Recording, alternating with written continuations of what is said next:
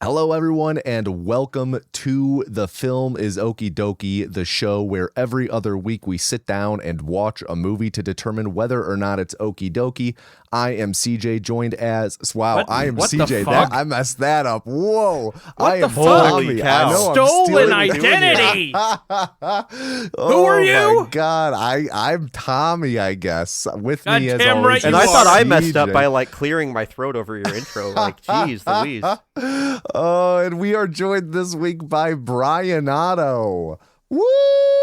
Yay. Yay! Welcome, Yay. Brian. Welcome. How Another are you movie. doing? Oh, I'm kind of geeking right now. I'm like really happy to be here. I mean, Yay. I've silently been observing that y'all had a movie podcast for a while, and I was like, dang, that'd be really fun to do one of these. So I'm really excited to be doing it today, especially with, I'm not trying to jump ahead, especially with this movie that we're watching.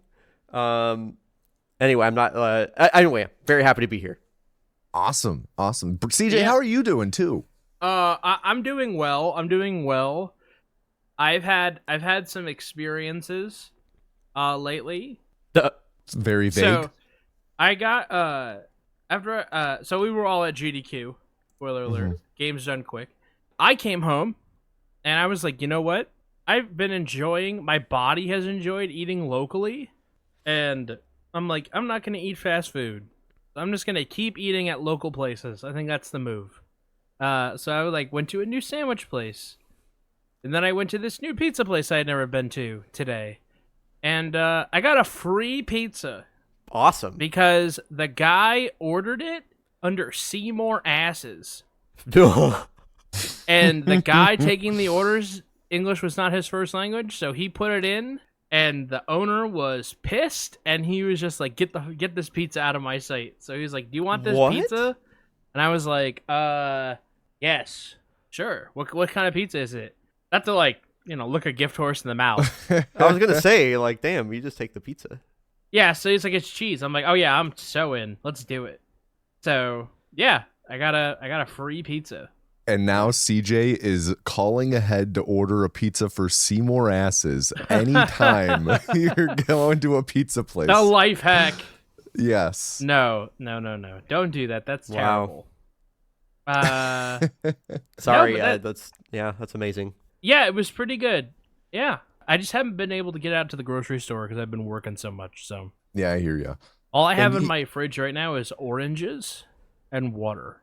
Man, talk about a Okay. dynamic duo. You should put the toothpaste in there right next to the oranges. Shut the fuck up.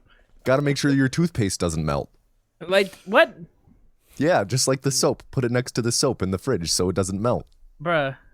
Why you gotta act up? Hey, you don't got to do that to me. You just alluded to it. Changing subjects. We just spent a full week together. The three of us hung out a lot, right? We did. It's true. We got to witness history between GDQ raising millions of dollars. We got to witness other history by watching the Bears beat the Packers That was in the so playoffs. Incredible. What a moment we shared. Yeah. And I feel like this year, you two in particular, I mean, I don't think that this is really putting... 2026? Yes. Okay, So yeah. I don't think this is putting labels on things too much, but, you know, Bryon and I have a very established friendship, and you two have a budding friendship, right? And Sure. I feel like this year you guys got a lot more time to hang out, right? Yeah. Yes. I would Yeah. say. And Why are you laughing at the budding friendship, Brian? I don't know. I think it's just a funny thing to be talking about right now is all, I guess. Oh, don't worry. We're building. It amuses me. Okay. this is going somewhere, don't worry. Bryon, I hope you were paying attention to things CJ was saying throughout the trip. Oh, yes. Fuck. I feel like I remember this this was alluded to, or maybe you mentioned it. I don't Yeah, remember. at the very beginning. Right. Holy shit. CJ, Okay. CJ trivia. Oh no. Okay. So, Oh wow, that's so funny. I'm actually curious, like how much I was paying attention to, because I feel like I was generally paying attention when I think back on it, but also like GDQ weeks are like ridiculous, and Mhm. and when I'm not working at the end of the day, I smoke weed, and I don't get more than 4 to 6 hours of sleep, right? So I'm just like, okay, this could be very difficult. Yes, is what I'm trying to all say. of those things combined are marvelous for one's memories. Exactly. Exactly. Yes. And so what better way than to put it to the test? Don't worry. All these questions were vetted by Tommy. Yes. Okay. I feel like all these questions are very gettable. Yes. Some of them are very gettable. Okay. There's two bonus questions which are a little harder. Yeah. I have to say, I remember one time distinctly at GDQ when I think CJ, you were telling a story, and I straight up my mind just took a 90-degree turn, and for whatever reason I was completely spacing out, and I remember tuning back in, and I was like, boy, I hope I didn't miss anything important. I bet that's gonna be one. I bet that's gonna be one of the. I bet I think it was only for about a 15 to 20 second period of time, but I remember thinking that. So I bet that's gonna be one of the answers. I have that effect on people. It's not a you thing, trust me. It's a me thing. I was talking about that in therapy yesterday. That's great. So CJ has sent me the questions, and I will be proctoring the exam with CJ letting you know what you get right, what you get wrong, and keeping score along the way. Yes. And I think CJ did a pretty good job at ramping up the difficulty of these. I gotta say, props to CJ for preparing this. Thank you. I do know myself. You do. To my surprise sometimes. What did I say? We were walking to the Andy Warhol Museum, and I was like, I don't like walks that have destinations. That sounds about right. All-time great quote. All right. If I do say so myself. So, Bryon, are you ready for the first question? I sure. Yes. All right. Who is CJ's favorite baseball team? I mean, oh my God. Wait, we did that. We did talk about this. I remember talking about this, but now it's It's okay. I wore. Is it the Mets? Ooh. That you're locking that in? Oh, fuck, you're not gonna give me anything, of course. Why would I even think that? I feel like let me just give a little preface for it, or whatever reasoning behind the thought. I feel like I remember, because I know you're New York, and Yep. I think I remember asking you if you were a Yankees fan, and then I think you gave me an answer that for some reason, what I'm remembering is I remember getting an answer that I didn't expect, and I forget there's a faint part of me that's you're not even in baseball team. It's not even in New York, but I don't really know. No, it wasn't. Did you say no? There's no way you said. Okay, whatever. I'm just gonna lock in the Mets. Yes. You're gonna lock in the Mets. That would be incorrect. My favorite baseball team is the Yankees, and I brought 4 Yankee jerseys that I wore. That is true. That is true. That is true. So my favorite baseball team is the New York Yankees. It's okay. Damn it. It's okay. You have a chance at redemption with this next one. Layup. Yep. Don't worry. Number 2. This is tough. Who is CJ's favorite football team? Patriots. Final answer. Final answer. That is correct. There we go. Nice. That's the one. That's the one. There you go. I got baseball mixed up with football. You did. Okay. I would have thought. I would have thought you were a Giants or a Jets guy. There you go. That's what it was. There you go. Okay. Both questions were answered in my head now, so I'm glad that, because I thought that after you said it was Yankees and you mentioned the jerseys, I was like, holy shit! I'm actually losing it. This is it. You're locked in now. You're set. You're set. You're set up for success. Number 3. CJ carries a photo of their friend Dayman in their wallet. Yes. Who do they tell people Dayman is? Their son. Yes. Now that's a layup. Y'all had it up on a fucking photo frame in your room. I do. Yeah. It was wild. So, and CJ, you were talking about Dayman making appearances places. Yeah, so I sometimes bring that picture with me. He has been on GDQ main stage a few times. A few runs. I think 4 runs. If you go look through the VODs, you can find Dayman, which I think is hilarious, by the way. And he also is in the background of my work desk situation. So he is in all of my work calls. What? Yeah, just That's in my great. background. Wow. He's your co-pilot. Yeah, exactly. Yeah, That's pretty cool. there you go. Ride or die. All right, number 4. CJ confronted 2 of their biggest fears in Pittsburgh. What were they? I mean, one of them was the aviary, I feel like, which that would be, I'm just gonna say generally like birds, if that counts. Okay. And then the other one, I feel like it has to be something with the incline, right? Like I don't know what exactly the fear is. Maybe it's heights. Maybe it's like, I don't know, enclosed spaces that are going up a fucking huge hillside on a pulley that was built in the 1800s. Like, you know, whatever you call it, whatever that fear is. There's literally dozens of us. Yeah. So like, anyway, but I feel like that would be the other fear that was confronted. All right, so you're locking in birds, and what's the other one? The incline. I don't know, heights, something like that. Yeah. Heights, final answer? Yeah. Those are correct. Okay, cool. Ooh. All right, we're cruising. We're cruising. Yeah. You're 3 for 4. Okay. Very nice. It is time for our first bonus question, though. First bonus question? Uh-huh. What Okay. is CJ's third biggest fear? This did come up. Yeah, I do like vaguely remember this being brought up. But nothing jumps to mind immediately. Third biggest fear. So birds, heights. Not that birds was up in the top 3, but you know, I'm trying to think of like. Can I ask like what heights was? Oh, birds and heights are like 1, 2. Oh, okay, I heard that. Man, I guess I can just give a random answer because I don't remember. It is a bonus question after all. Yeah, it is a bonus question. Drowning. I am not afraid of drowning. My third biggest fear is a little specific. I'm afraid of people turning into animals. Oh, I do remember that. I do remember that conversation. Yes. Yeah. And you know, it's funny. It's funny you mentioned that. I was just watching that Foolish Bailey video where he talks about how Andrew McCutcheon is a furry. There you go. Y'all seen that? That's an all-timer. Actually, came out 3 years ago today.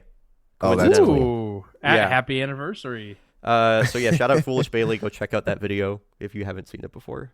Yeah. Real quick, CJ, I just love the quote from you. I'm not afraid of drowning. Yes. Also, yeah, that was can we talk about that? Yeah. You know what's so crazy? I couldn't swim until I was in high school, but my high school had a pool, and so by state law, if your school has a pool, you have to pass a swim class. Damn. Yeah, not my brightest or best moment. Also, you have to dive into the pool. Not my best moment. Yeah. Diving can be tricky. I'm not a great diver. I climbed down the ladder and walked around the pool and told the coach to fuck off. Damn. I was like, I'll take the L, man. Just give me the detention, give me suspension. I ain't jumping off that fucking thing. I kind of dirty ass water. I kind of like that actually. Yeah. Yeah, no, it wasn't it. You know how sometimes like water has like a film on it? Oh, yeah. Because they couldn't clean it throughout the day because all the kids, if you were like in the last period of the day, they just dumped chlorine into it. That'll counteract it for sure. It was like low tide at the pier meets like a pool supply store. It sounds disgusting. Disgusting. It wasn't pleasant. I don't recommend it. Also, I failed CPR in that class because I popped the lungs in the dummy. Damn. That's great. Yeah, they're like, awesome. if you break the lungs, you auto fail. I'm like, well, I'm fucked. I touched that thing and it exploded. Don't those things, can't they cost a lot of money? Yeah, but the lungs are like plastic bags. Gotcha. Okay. Yeah, I didn't destroy a dummy. You should have. All right. Question 5. So what are we sitting at right now? 3 for 4? 3 for 4. Oh, so this is not a bonus count. question. We're back to the regular Yes. questions. Yes. Oh my god. Okay. Yes. You're doing Question great. 5. What is the name of CJ's YouTube channel? Oh man. I don't. Okay, I'm the way that the way that like my hand twitched on the mouse to click on your profile and look. I was like, wait a minute, that's cheating. That's cheating. Is it not just CJ? It's all good. Is that not? I feel like it might be a different name. I don't have a better guess though. That's not the name of my YouTube channel. Man. My YouTube channel is called Speed Docs. Oh my god, dude! Of course we're talking about speed docs. Okay, I don't know where my brain was with that one. It's Like- okay. Also, It's all right technically, my because- YouTube channel has an underscore, but it's okay. That wasn't the trick question. Okay. And hey, this one does have a bonus question tied to it. Okay. What is the name of CJ's charity event? Oh my god. Like for me, this is just kind of a like. This is doubly embarrassing because one, like CJ's a person I've talked to a lot, and two, this is just like speedrun ball knower knowledge. Like this is just stuff that like if you're into speedruns, I feel like you should like know this.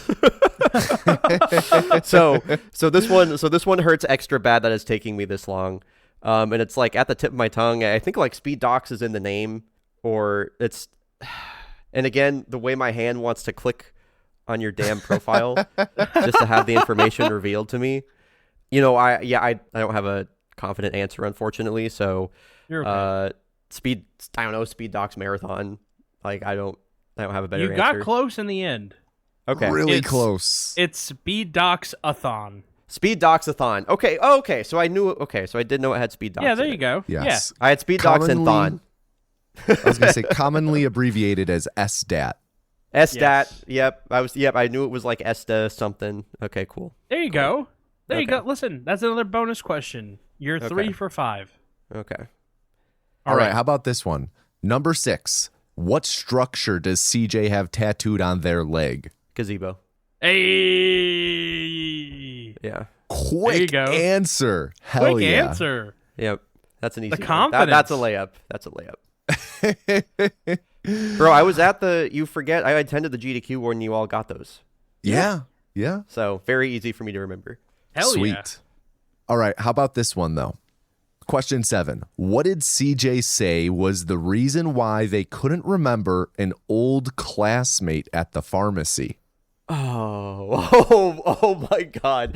Was it like your dad died? Or no. Oh fuck. It was so fucking funny, this story. While Bryon thinks, isn't this story the one you told when you proceeded to shoulder check a Pittsburgh Steelers fan as we were walking to dinner? Yeah, that's the one. I told the story. Dude, yeah. That was so crazy. He deserved it. I listen. You can tell that whole story. I'm confident the audience will be on my side. Was it oh my God. I think it was like brain injury related. Was it like you had a brain tumor? I'll call final answer on that. I'm gonna give it to you. I said I had a traumatic brain injury. Okay, there you go. Yes. You did say it, so I'm gonna give it to you. That was Okay, pretty good. I'll take that. Nice. Very nice. Yeah. All right, real quick. We're walking to dinner, and this guy sees me from down the block, and I'm walking, he's walking, and he never moved out of my lane of passage, so I just said, okay, this is happening, and I shoulder checked him, and then I just kept walking, and apparently he turned around and was like, damn. Mm-hmm. Important detail, CJ was walking on the left side of the sidewalk the entire time. Yeah, but he had chance. He saw me. No one's ever accused me of being sneaky. This is true. I've never snuck up on anybody. This is true. Right? It's because of that bell I tied to your neck. Yeah, exactly. Damn. So what is Bryon's count at right now? Bryon, you've only missed 2. Okay. So you are 5 for 7. Sweet. You only need 1 more to pass. Oh, okay. Question 8. What is the name of CJ's cat? Ooh. This one I straight up well, maybe I know it. Maybe I'll just think first before I say I don't know it. I did show you the picture and say his name. Mm-hmm. When did you show me what outing was this? I think we were at the Eagle All right. when we were drinking in the foyer. Oh, that's right. The table in front of us was taking like 3 hours to 3 close up, hours. so they gave we us all got a and we all got free round. drinks though, which was pretty rad. Yeah, shout out to the Eagle. Great establishment. Yeah, that was pretty cool. Yeah. A little spicy for nerds. They literally said like any drinks. Like some of us got like the expensive cocktails on the menu, and they were like, "Yep, go for it." It was pretty cool. Yeah, they were cool. I got an $80 glass of whiskey. You with your free drink? That's what you got? No, I just got like. Oh, I was gonna say, dude, that would be so cocktails. fucking sick if you did that. Baller. Yeah, that would have been It's awesome. my 30th birthday. What do you want? No, literally, that's what you like. You could have said that too, and they would have been like, "Oh, fuck it." Man, I do. Yeah. Max. Max. Yeah. Final answer. Yeah. I don't have a better guess. My cat's name is Buddy. Buddy. Okay. It's okay. You only need one more to pass. Fuck. I really All want right. to pass. Question 9. What sitcom character do people say CJ is most like? Oh, George Costanza. Hey, Yeah. there you go. Another snipe. Another Yep. snipe. Pulled the trigger on that. Well, yeah, that was from Can I call it an insurrection on this podcast? Or is that too like Yeah, no, is go that- ahead. That's Go not the worst right thing ahead. I've ever said. When we were out, there's a whole story to this, but anyway, I It's remember an that established specifically. subculture. Yeah, I remember that specifically because it was during an insurrection at AGDQ, and yeah, even though those usually involve weed smoking, I remember them all very clearly. I feel like so. Yes. No, that was really funny. All right, there's only 2 more. So you have a Yes. chance to go above and beyond. Whew. All right. Question 10. What food is CJ allergic to? Oh, shit. Oh, wait, did I pass, by the way? You have passed, yes. Okay, cool. Yay. Takes Cool, a lot of the awesome. pressure off. Congrats. You did Yes. it. Yeah, no. Woo! Okay, what are you allergic to?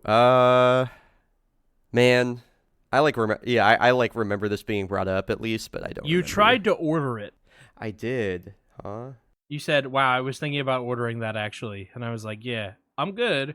Just eat it down there. Oh, was it the eagle? It was like those, they had like some sort of rings or something that sounded good. It was the eagle. Me flicking my mouse to pull up CJ's profile to pull up the Eagle menu and see what's on there. Me man. flicking my mouse to check out my profile to see if I've listed my allergens. Man. Is it shellfish?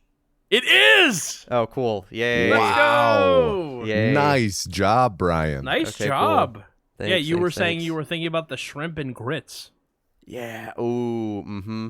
That did Yeah. look good. Very nice. All right, on to our final question.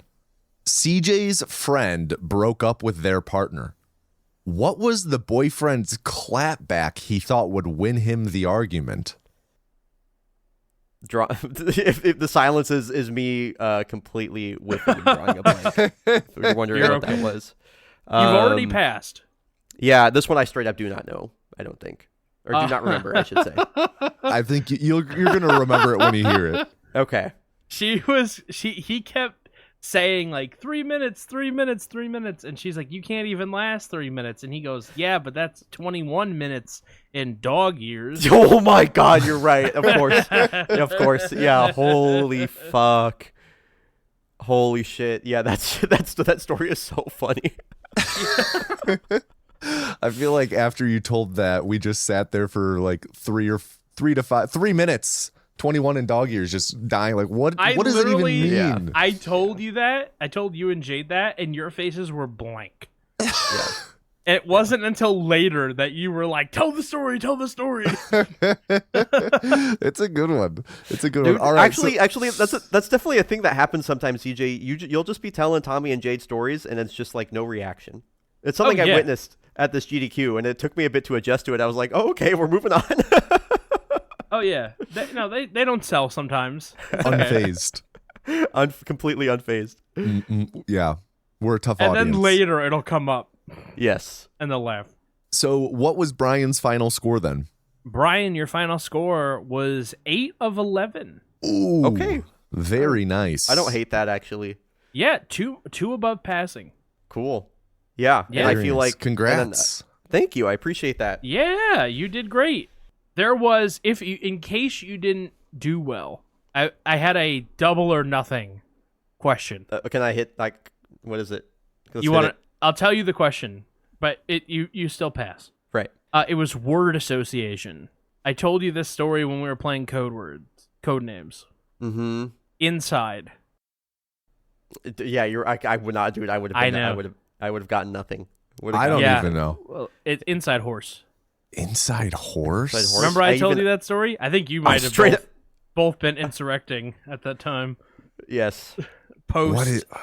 I told you the story about Eric, our friend Eric, who was playing code names with me, and he was trying to get me to say horse, so he said inside.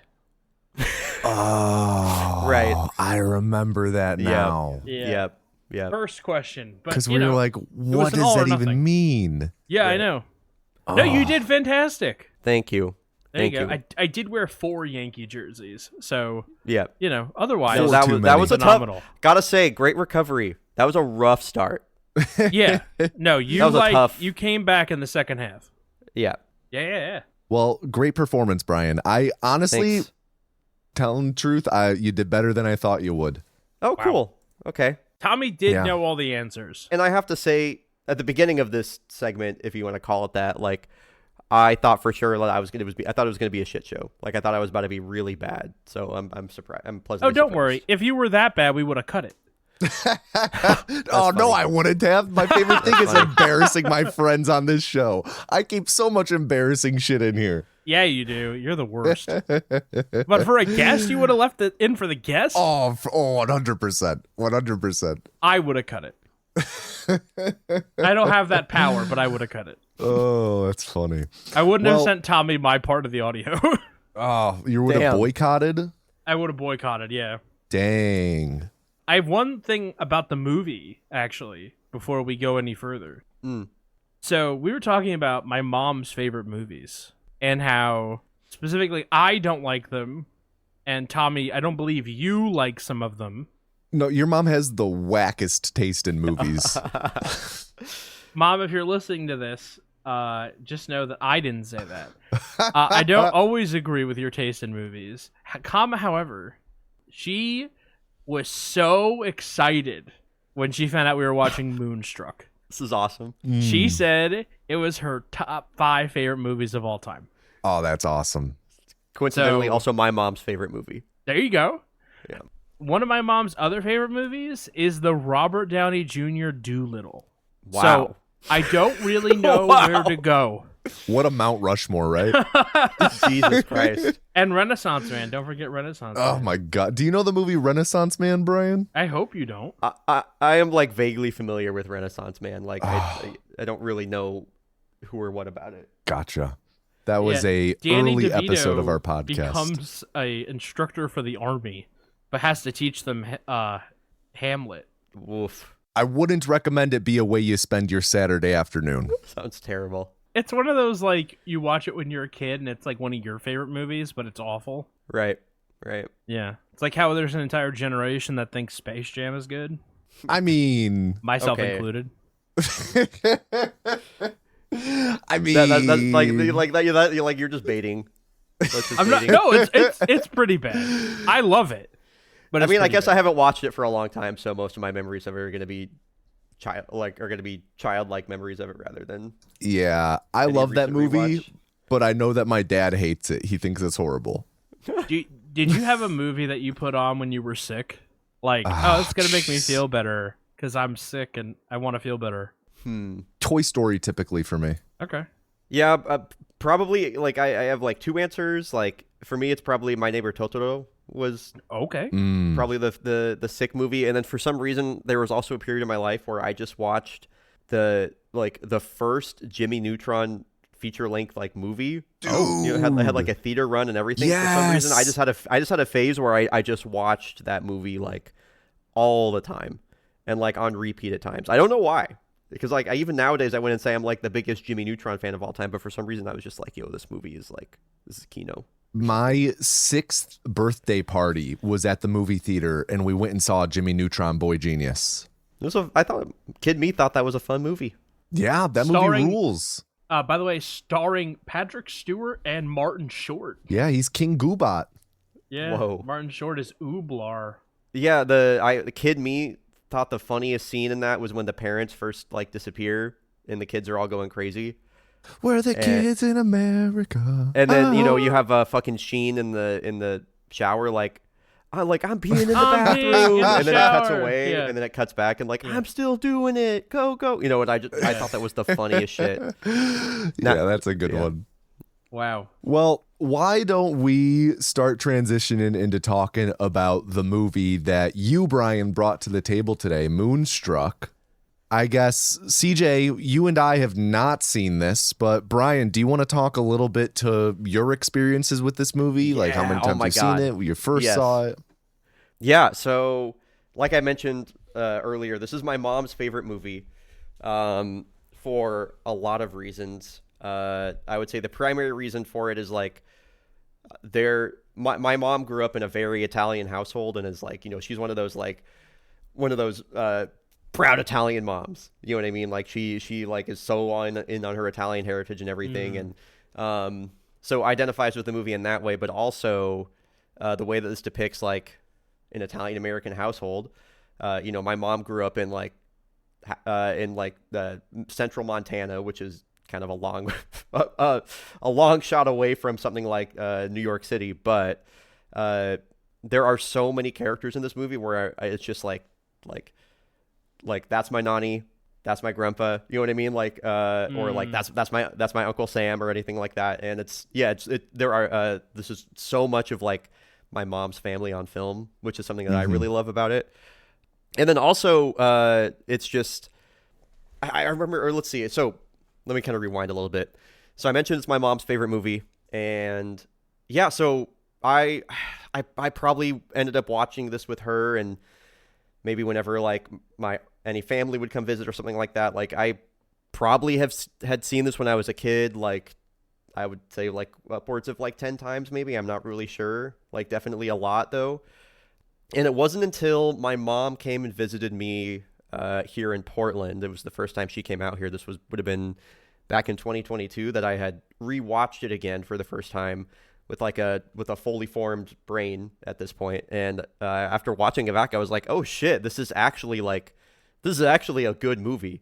Because in my head, especially with all the memories I have from when I was a kid, I maybe thought it was like a little bit silly or over the top, or maybe I didn't understand it all the way at all times, or even into my adolescence or anything like that. I just kind of like wrote it off as like being a movie my mom liked. And then, yeah, going back and watching it with her as an adult and seeing that, there's actually just a ton of really good performances in here. And especially Nicolas Cage in this movie is like, he is so over the top and like brooding and awesome. And like, also like, I was just like, holy fuck, like he was hot back then. So he's definitely, he's got a certain like je ne sais quoi about him in this movie that's pretty cool. And anyway, just a lot of like to me, I'm like Moonstruck is Kino. Like there's a lot of really great there's some fun cinematography, some fun shots in here. Like I mentioned before, a lot of great performances, and yeah, just a great little like slice of life. Like the entire movie takes place in the span of like a couple like 2 days or something like that. You know what I mean? So it's pretty fun. Awesome. Well, how about CJ and I take off our headphones real quick? And Bryon, if you want, you can give a prediction for how you think we'll like it, either individually or together. And then you can just shoot us a message to let us know when to come back. Okay, cool. Yeah, I'll DM you, Tommy. Awesome. My headphones are off. Mine too. Okay. I think they're gonna like it. Tommy's a guy that I know gets pretty emotional about movies, even more so than I do. And I feel like there's enough going on here in terms of like, I don't know, the spontaneity of life and what it says about love and things it says about family that I think that Tommy's going to resonate with. CJ, I'm less sure on. I think CJ will enjoy it. I don't know if CJ is going to love it. Because I can't really gauge CJ's movie taste. I know, I believe he's not a guy that likes horror movies, and I'm not like a huge fan of slashers or, certain parts of horror, but I would consider myself like a big horror movie fan. And so, when I find that conflict and interest with people, like that's such like a fundamental part of my interest that I'm just not entirely. Anyway, so I think they will both like it. I think Tommy is going to really like it. I think CJ is going to enjoy it, but might be more middling on it. And if he really loves it, I'll be pleasantly surprised. All right, I am back. I accidentally almost fell out of my chair, so I was like quiet desperation, trying not to like scream. Flailing your arms. Yeah, I legitimately like my chair just went like "Gah!" And I started going sideways, and I'm like, that's not the direction I'm supposed to go. Well, we're glad that you're still with us and you didn't pull like $1 million baby or something. But how about we're going to Disney World? We start transitioning into watching the movie. Okay. Unless either of you guys got anything else to add. All right, I'll take that as a no. Well, if you want to watch the movie with us, you can pause the podcast in just a moment and go check out the companion commentary track, which is linked in the description. Otherwise, you can just keep on listening. But if you would like to watch with us, then pause the podcast right now. Oh, man, you give those dogs another piece of my food, I'm going to kick you till you're dead. I love how he's just the dog guy of the family. Mm-hmm. Well, you bet the rest of his family I'd pick the dogs too. Wow. More anti-Italian sentiment from CJ. Completely unsurprising. I am Italian. Doesn't make it less true. Internalized Alfredophobia.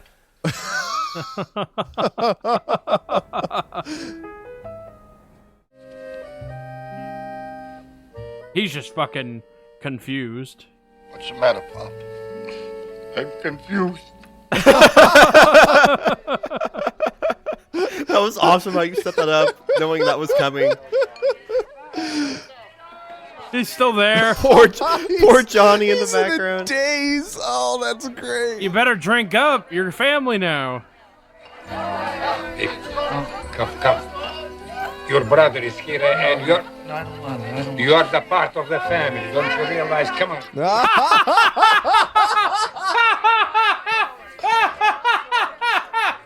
Oh my God, CJ. Oh, that was good. That was good. To family. All right, well, welcome everybody to the Moonstruck post show. We're back. I'm not. Oh, we are back. We are back. It's been real life time. It's been a week, which is wild. I felt like I was shell shocked when I had just finally shown Tommy and CJ this movie that is like, so dear to me, and then it's like, hey, you have to wait a week to hear anything about how I felt about it. So it's been a week, and I'm very glad to actually be able to talk about it now. I felt like I was under like a fucking embargo or something, so I'm glad we're here. It's so funny because we're doing the commentary and Tommy goes, just so you know, I don't say anything about how I feel until the post show. Brian's like, yeah, word. Okay. Yeah. I hear that. And then I'm like, hasn't sank in yet. Hasn't sunk in. And then Tommy's like, yeah, and we'll talk next week. And Brian's like, oh, wait, we're not going to record it now? And Tommy's like, typically, no. Typically, I was just so locked in. Yeah, you were locked in. Yeah, you were dialed in. And I was like, there it is. It's sinking in now. Yeah. Yeah, because it's such a pain in the ass. It's like, did you like this movie? I don't know. You're going to have to wait till next week. I don't know. One of my favorite things. Absolutely my favorite. Especially because sometimes you got to wait a week and you're like, oh, I can't wait to hear their thoughts. And then they're like, yeah, I didn't like it. And you're like, God damn it. Yeah, that's I waited evil. a week. That's super evil. Tommy has changed how he has felt in that week before. Oh, yeah. Yeah, I mean, I believe that. I usually give myself, at least a few days before I go and rate something on like Letterboxd or whatever, right? So, yeah, a lot of things can happen in a week. I'm with you. And I think that the week buffer is a boon of the show's format because, like we said, like sitting with something, even if just for a couple days, does make a difference.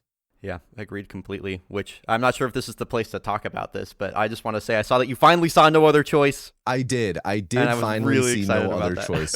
Yeah, I do want to talk about it later on, maybe Okay, when cool. we change to a different room. But, sure. That sounds great, actually. Yeah, I know exactly what you're yeah. talking about. Okay. Yeah. But what else have we got planned for today? CJ, you got anything planned? Can I ask? This is a CJ question. So, all right, you're going to a pharmacy, right? You're going Okay. to go pick up your meds. I On was your literally way- just about to head to the pharmacy like right after this, so I'm like, I'm already there. You're locked in. Yes. There's a unhoused person outside the building who, their words not mine, says, "Can you spare change for the homeless?" What is your response? Do I have change easily accessible on me? Yeah. All you have is a 10. Oh, just a 10. You have a $10 bill. I'm probably saying sorry, I don't have any spare change and just walking by. Okay. Bryon? Yeah, I'm probably doing the same thing if I have an opportunity to like use that 10 in the store and like break it, you know? Mm-hmm. I might do that and then like hit him back on the way out. So but- you might, if you would like go buy a pack of gum, maybe. Yeah, if I'm able to split the 10. Yeah, 100%. Sure. Okay. So CJ, what did you do when this happened to you? I want to just preface. I've had a day. I already messaged Tommy and was like, I've been extra CJ today. That did happen. So okay. God, I don't think I should tell. I'm gonna tell a story. You're in pain. The suspense is killing me. Okay. So I walk in, and when I'm walking in, he's like pacing up and down the side of the building, Mm-hmm. getting people as they're getting out of their cars. Okay. Oh, so it's okay. So this guy's like got like he's like hitting people as they're going in. I parked like in the middle of the lot, so I had to like walk across the lot. So all of a sudden, out of like pretty far away, I hear "spare change for the homeless." And at first, I'm like, "Oh, is this like the Santa with the pail?" You know, because sometimes there's a Santa with a pail. Yeah, And the then I'm Salvation like- Army Santas. Yeah. Then I'm like, I didn't hear no bell. I look, and it's just a guy. And I'm like, oh. And I said, I'll get you on the way out. And then I walk in, and I'm like, I think I still have that $2 that Tommy stole from me at GDQ and gave I back didn't to steal. me. No, I didn't steal. Yeah. Side note: people are just in your wallet at GDQ. What is up with that? By the way, It stole from me. You're Like too multiple trusting with your times. wallet. Yeah. I mean, why would I expect one of my best friends in the world to take money from me? Well, I don't know, because that would never happen. right? And yet it did. All right. Anyway, so Tommy did return it, but after making me think he gave it to a busker singing Rihanna next to a nun. Honestly, that was my favorite part of the story. Side note. He told me that he didn't have my money anymore because he gave it to a busker singing Diamonds outside Primanti Bros. And outside Primanti Bros, there's a fucking nun with a pail. And I'm like, so instead of giving it to the nun, you gave it to the fucking busker? And Tommy's like, goddamn right. And Jade was right along for the ride. So Jade, you're not off the hook either. The two of you set me up. And then at some point, Tommy took my wallet back from me and put my money back in it. I did none of this. I never took money from your wallet. Just because listen, the way he's denying it, folks. No, literally, it is. You sound so untrustworthy right now. I have to be I'm honest. not Like, sure it's if just- busker is the right word for the dude, because he was singing karaoke, and typically buskers are like playing an instrument, and this dude just had a little karaoke machine with Listen, like his a voice napkin is his rubber instrument. banded. I don't disagree with that, but typically there's an accompaniment with the busker. At least in my eyes, Are you saying because he lacks an accompanist, he doesn't count as a busker? Anyway, we're getting too far away. So I said, I'll get you on the way out. And so I look at my wallet, and all I have is a 10. Okay. So I'm like, okay, all right, I can solve this problem. I go to the pharmacy window, and I have to like fight with them because one of my medications recently got reclassified, And so they didn't have the right paperwork. I had to call the doctor and then I had to call the insurance, and then I had to call the doctor again, and I had to go back to the prescription window. That sounds so fun. Yeah, it was really, really fun. And then ultimately, as it is, they never carry this medication. They always have to order it. So once it does get to them, they ultimately told me, because it got rescheduled as a controlled substance, so it needed a different prescription. Once they were able to open the time delay safe, they were like, "Oh, we don't have any." I'm like, "There's not a form in the computer that you can check. You gotta look in the safe. What is this, an old timey bank? Yeah, is this like the Rio Grande Bank? Is it a John Wayne movie? Oh, better see if you can take out $35, Pilgrim." Anyway, so then I'm like, okay, all right, we'll figure it out. Okay, so then I pay for my prescriptions.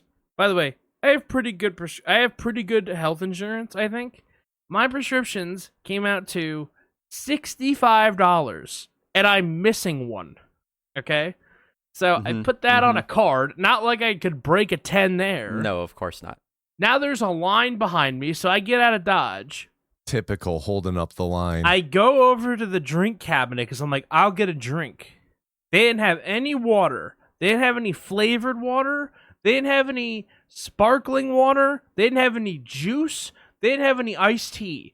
It was all sold out. The only thing that they had was soda, which I don't drink anymore, and beer, which you had to have the fucking lady come over and unlock the cooler. And I'm like, oh, they got it stored with the razor blades? It's literally like you have to have them unlock the cooler, and then you get your beer. And I'm like, okay, if I was across the street, I would literally open this cabinet and get a fucking tall boy and walk out of here. No questions asked. Now I have to like show my ID just to get them to unlock the fucking door. So I'm like, okay, well, maybe I'll like just get a pack of gum. And then I was like, I'm not breaking a 10. I don't want gum. Really? Yeah. Okay. I mean, I love gum. I guess that's just me. You should have gotten some Mentos then. I'm a big Mentos guy. And then I was like, and then I was like, I'm just going to put this money in the bank because I got a tax bill coming up. And I'm like, I'm just going to put this money in the bank. I ain't got no money for Joe Bob outside. Start so earning that interest. So then I go outside and then I said, oh, I told him I'd break it. I'd get him on the way back. So then I'm like, hold up. I go back to the car and I go get like 65 cents out of the center console. As I had like 2 quarters, a dime, and a nickel. Okay. Right. Every like 2 months, 3 months, I go get a roll of quarters from the bank for like parking. I go give him the 65 cents. You know what this guy says to me? You cheap motherfucker, you! I didn't know you had a 10. I'm like, God damn it! How did he know you had a 10? He didn't! He didn't! Oh, that's so awesome. Man, he's got like the Pegasus eye from Yu-Gi-Oh! He saw straight into your wallet. Yeah. Maybe he was rummaging around in your wallet like Tommy does. What is this entitlement? What is this? I felt so awful. And then I went back and I got him like $1 and change, and he says, it's too late now. What? I'm like, what do you mean? It's no good here. Your life really is that of like George Costanza. Like it's. What was I supposed to do? This is a scene from the whole thing you've just described as a scene from Seinfeld. Like, honestly, it's not like I put the tip in the cup and then he didn't see me, so I like took it out, which is a literal George Costanza moment. But like, yes. I'm literally like, what do I have to do? Yeah. This was like 3 hours. This was like 2 hours ago.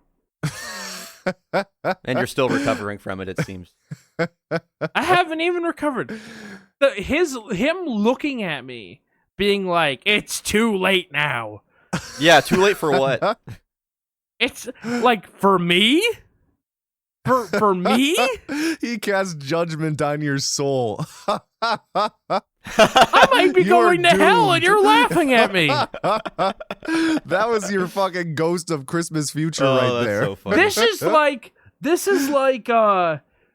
is like Beauty and the Beast in the beginning, he doesn't let the old beggar woman into his house, and she turns him into a hairy monster. I'm going to get turned into a rock tonight. Oh. He's going to show up at my house. I don't know, I feel like the amount of effort that you went through, even just to procure that 65 cents has to count for something. If there's like some sort of, I don't know, otherworldly entity or structure that watches what we do and measures our morals, like you went through a lot to get that 65 cents. So I think yeah. So instead, you're just gonna go to lesser hell. If my God takes attendance on Sundays, he better fucking count the pennies in the ashtray. I swear to God, I fucking went out of my way and got him change, and then I got him more change. Isn't the whole tenet of Catholicism, which I'm not actively practicing, but isn't the whole tenet of Catholicism like fucking give me your money? I gave him my money. Yes, it is. Okay, would you have done what I did? I feel like I told you I was going to try and break the 10 before you even with like a pack of gum or something before you even told me that story. You're so right. I'm on board. Yeah. You're right. Tommy, what about you? No, I told you my cold, steely Midwest heart would have just said, no, I don't got any spare change. That's fair. Yeah. Tommy, do you have the segment music queued up? I do. I'm not 100% sure it's going to come through super clearly, but I think I do. All right, play the segment music.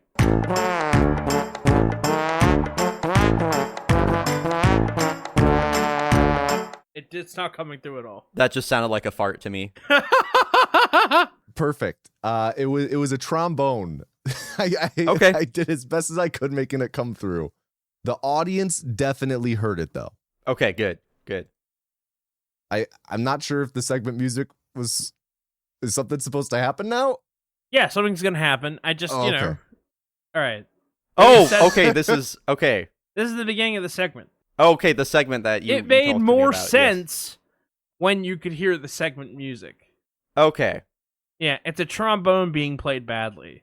Shout out to Dayman for preparing that lovely intro. Oh, that's pretty cool. This is a new segment on the podcast. Okay. We're going to be doing this. This is We're now doing the news? No. This is a new segment. Oh. Yeah. I know I slur my words like a slithery snack, but no, this is a new segment on the podcast. We're trying to keep up with the brain rot generation. We are now doing, this is going to be a weekly feature. You ready for this? Oh, wow. Okay. I'm part of the first one. Okay, You cool. are part of the first one. Yeah, and you're actually on a team. So you get to talk this Tommy? out. Yeah. Wait. Okay. Okay. We got horrible chemistry. This is going to be great. You ready for this? Yeah. Welcome to the Film is Okie Dokie Keep 3 Cut 5. Keep 3, cut 5. Okay. Okay. For the first ever... I'm choosing my left thumb, my left index finger, and my right index finger to keep. I'm cutting the rest. The answer is always pointer, thumb, pinky.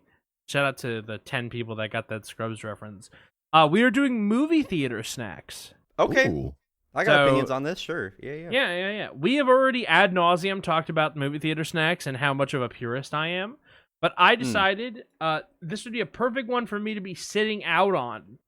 I will say I would like it for you to be, the two of you to come to a consensus. Okay. So I don't want a split vote here. Okay. All right. Are you ready to play Keep 3, Cut 5? Yeah, we're ready. Yeah. All right. Movie theater snack number 1. Nachos. Okay. Or are we supposed to debate nachos? Yes. Or are we? Yes. Wait. You don't get the whole list at once. Okay. I see. You don't know what's coming next. Okay. I'm just gonna say immediately, like, this is easy cut for me.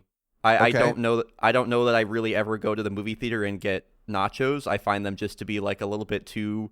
Like, I think for me with movie theater snacks is like I don't really want to have to worry too much about like making a mess or like, I don't know, accidentally dipping my fingers in nacho cheese or something like that. You know what I mean? Like, I want to be able to focus on the movie. Like, it needs to be like low effort for me. Right. To consume the thing. Right. And not I'm like with that you. nacho. Okay, cool. So this is the like, without knowing the rest, I can pretty comfortably put this on the cut side for me. I'm generally with you. I do think nachos is a staple movie theater snack, though it's not one that I ever really Not for get. me. Not for me. Yeah. So, okay, we are going to cut nachos. Okay, you are cutting nachos. Sour Patch Kids. Ooh. Now, one of the better candies. One of the better Certainly. candies, period. Yes.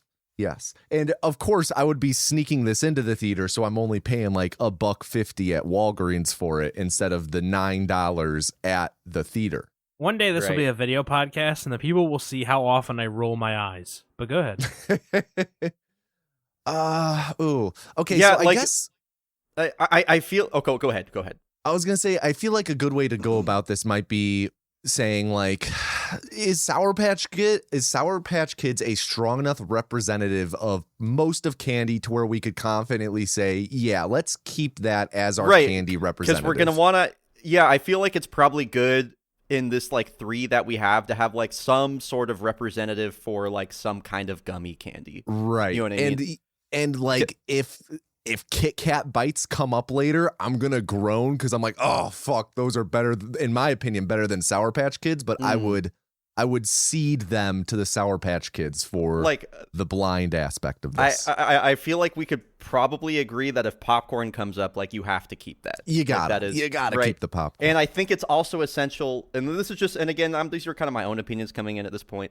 It's essential for me that at least one of the things that we also keep alongside popcorn is something that you can mix in with the popcorn. Like Now, would you I- ever mix Sour Patch Kids into the exactly, popcorn, though? exactly my point. Exactly my point. I don't know that I would, but I think it's good to have like, you know, if I'm going to the Hollywood, you bet your bottom dollar I'm getting like gummy bears and popcorn and like just dumping the whole gummy bears thing in there. Ooh, So interesting. yes. It's like that scene from Whiplash where he's like, Yes. I don't like Raisinets, I just eat around them. Yeah, exactly. I don't understand you. Man, I don't know. I like it. It feels. And I'm not saying. I'm not saying it has to be something that you mix in, but I feel like we got to have some sort of gummy. I don't know. I mean, I guess. Wow, the mystery of not knowing what's coming next makes this really difficult because it. I guess quick question for our host. Is this list strictly like things you eat? Like we're not going to be surprised with like a pop, you know. This is things that you would reasonably buy at a concession stand, or things that I have seen at the concession stand going into a theater. Okay, so if medium soft drink is an option, I'm immediately saying I'm vetoing and saying we get to keep 4. No. Yes. No. Yes. No. Yes. No, that's part of what makes the game tough. It is really tough. The next one after the next 2 are gonna I be feel like like popcorn, soft drink, and then like oxygen. Yeah, I No, there's no I feel- oxygen. my biggest You're not worry buying grandma's fucking oxygen tank at the concession stand.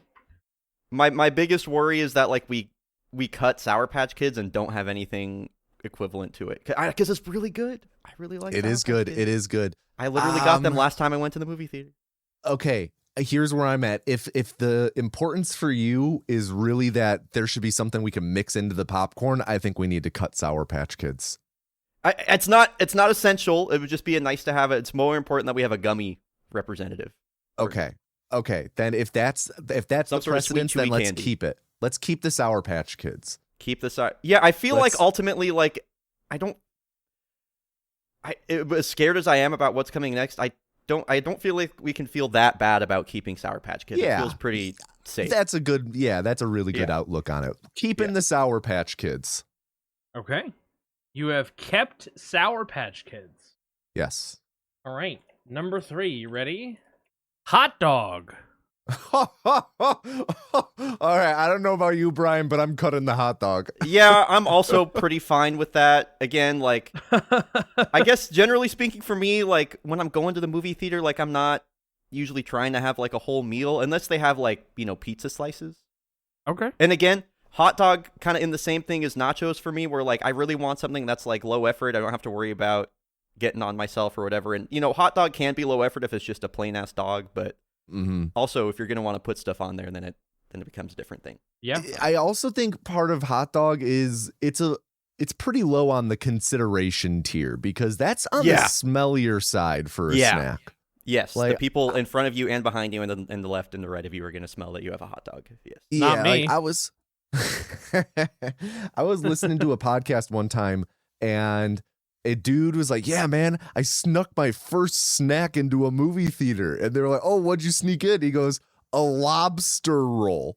And that just immediately in my mind was like, insane. I can think of very few things that would be a worse snack to sneak in just for the people around you.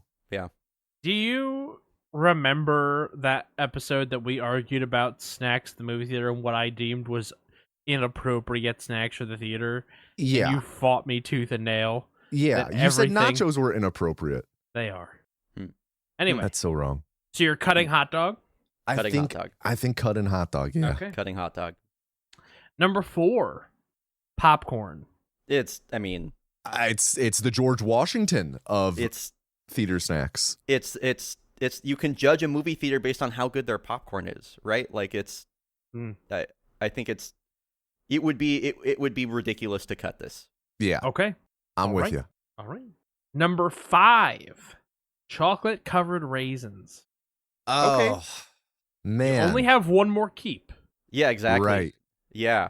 How do you feel about Raisinets, chocolate covered raisins, Bryon? Never something that I order. I don't have anything against them. I just, I guess for me, when I go to a movie theater, like I have a pretty good idea of like the stuff that I want as a snack nowadays. Like for me, like I'm usually getting like, again, some sort of gummy, popcorn, probably like, if I'm going to the Hollywood, like a Boylan's Diet, you know what I mean? Like a soft drink. And then I might get like some sort of like chocolate or chocolate adjacent thing. Like if they have especially if they had like cookie dough bites and they're like frozen or something like that, like I'll be all over that. So anyway, chocolate covered raisins, also good. And as we talked about, like with Whiplash, mix-inable with the popcorn if you really want to.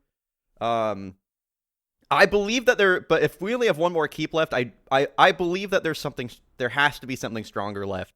I'm with you. Chocolate covered raisins. I do think that chocolate covered raisins are really great, and I know that Jade is going to be upset that we're likely cutting them, but I think we should cut them. Yes, I agree. I think the mystery of what could still be left is too strong. Yes, it could be anything, even chocolate covered raisins. Yeah, it could. Exactly. Well, it can't. But all right, so you are cutting chocolate covered raisins. Yes. Yeah, I feel like we might regret that, but we'll see. Number 6, pizza. Okay, this one's actually a bit tougher for me. How do you actually, you know what? Like, I think the thing for me is like every independent theater that you go to in Portland, Oregon is gonna serve pizza, and like 9 times out of 10, it's actually like pretty good. So I am curious, Tommy, what is your take on movie theater pizza? I mean, I can't say I've ever gotten pizza at the theater, if I'm being real. I don't think that it's a bad theater snack. I think that it's like I wouldn't bat an eye at a place serving it. But in my experience, whenever I have seen pizza at a place, it's, what I picture in my mind is like fairly generic, like almost like a mall slice, It's like a bigger slice, maybe like slightly puffier crust. And those are, in my experience, typically reliable types of pizza slices. Yeah. But it's never, like I said, I've never gotten pizza at the theater. So right. I would be, if you feel very strongly about it, I will hear your argument. I don't feel really strongly about it. Like this is, again, I'm able to, I have enough like awareness to be like, okay, this is something that's like really good about where I live specifically. And then elsewhere, it's probably going to be like just fine, So, yeah, I'm fine with cutting this. Pizza doesn't feel like an essential to me, and I feel like if we're cutting 5 and keeping 3, like you're looking for something that's like essential. Yeah, and now I have a thought. It's just and don't blurt out an answer because I do have a play here that we can work around CJ with.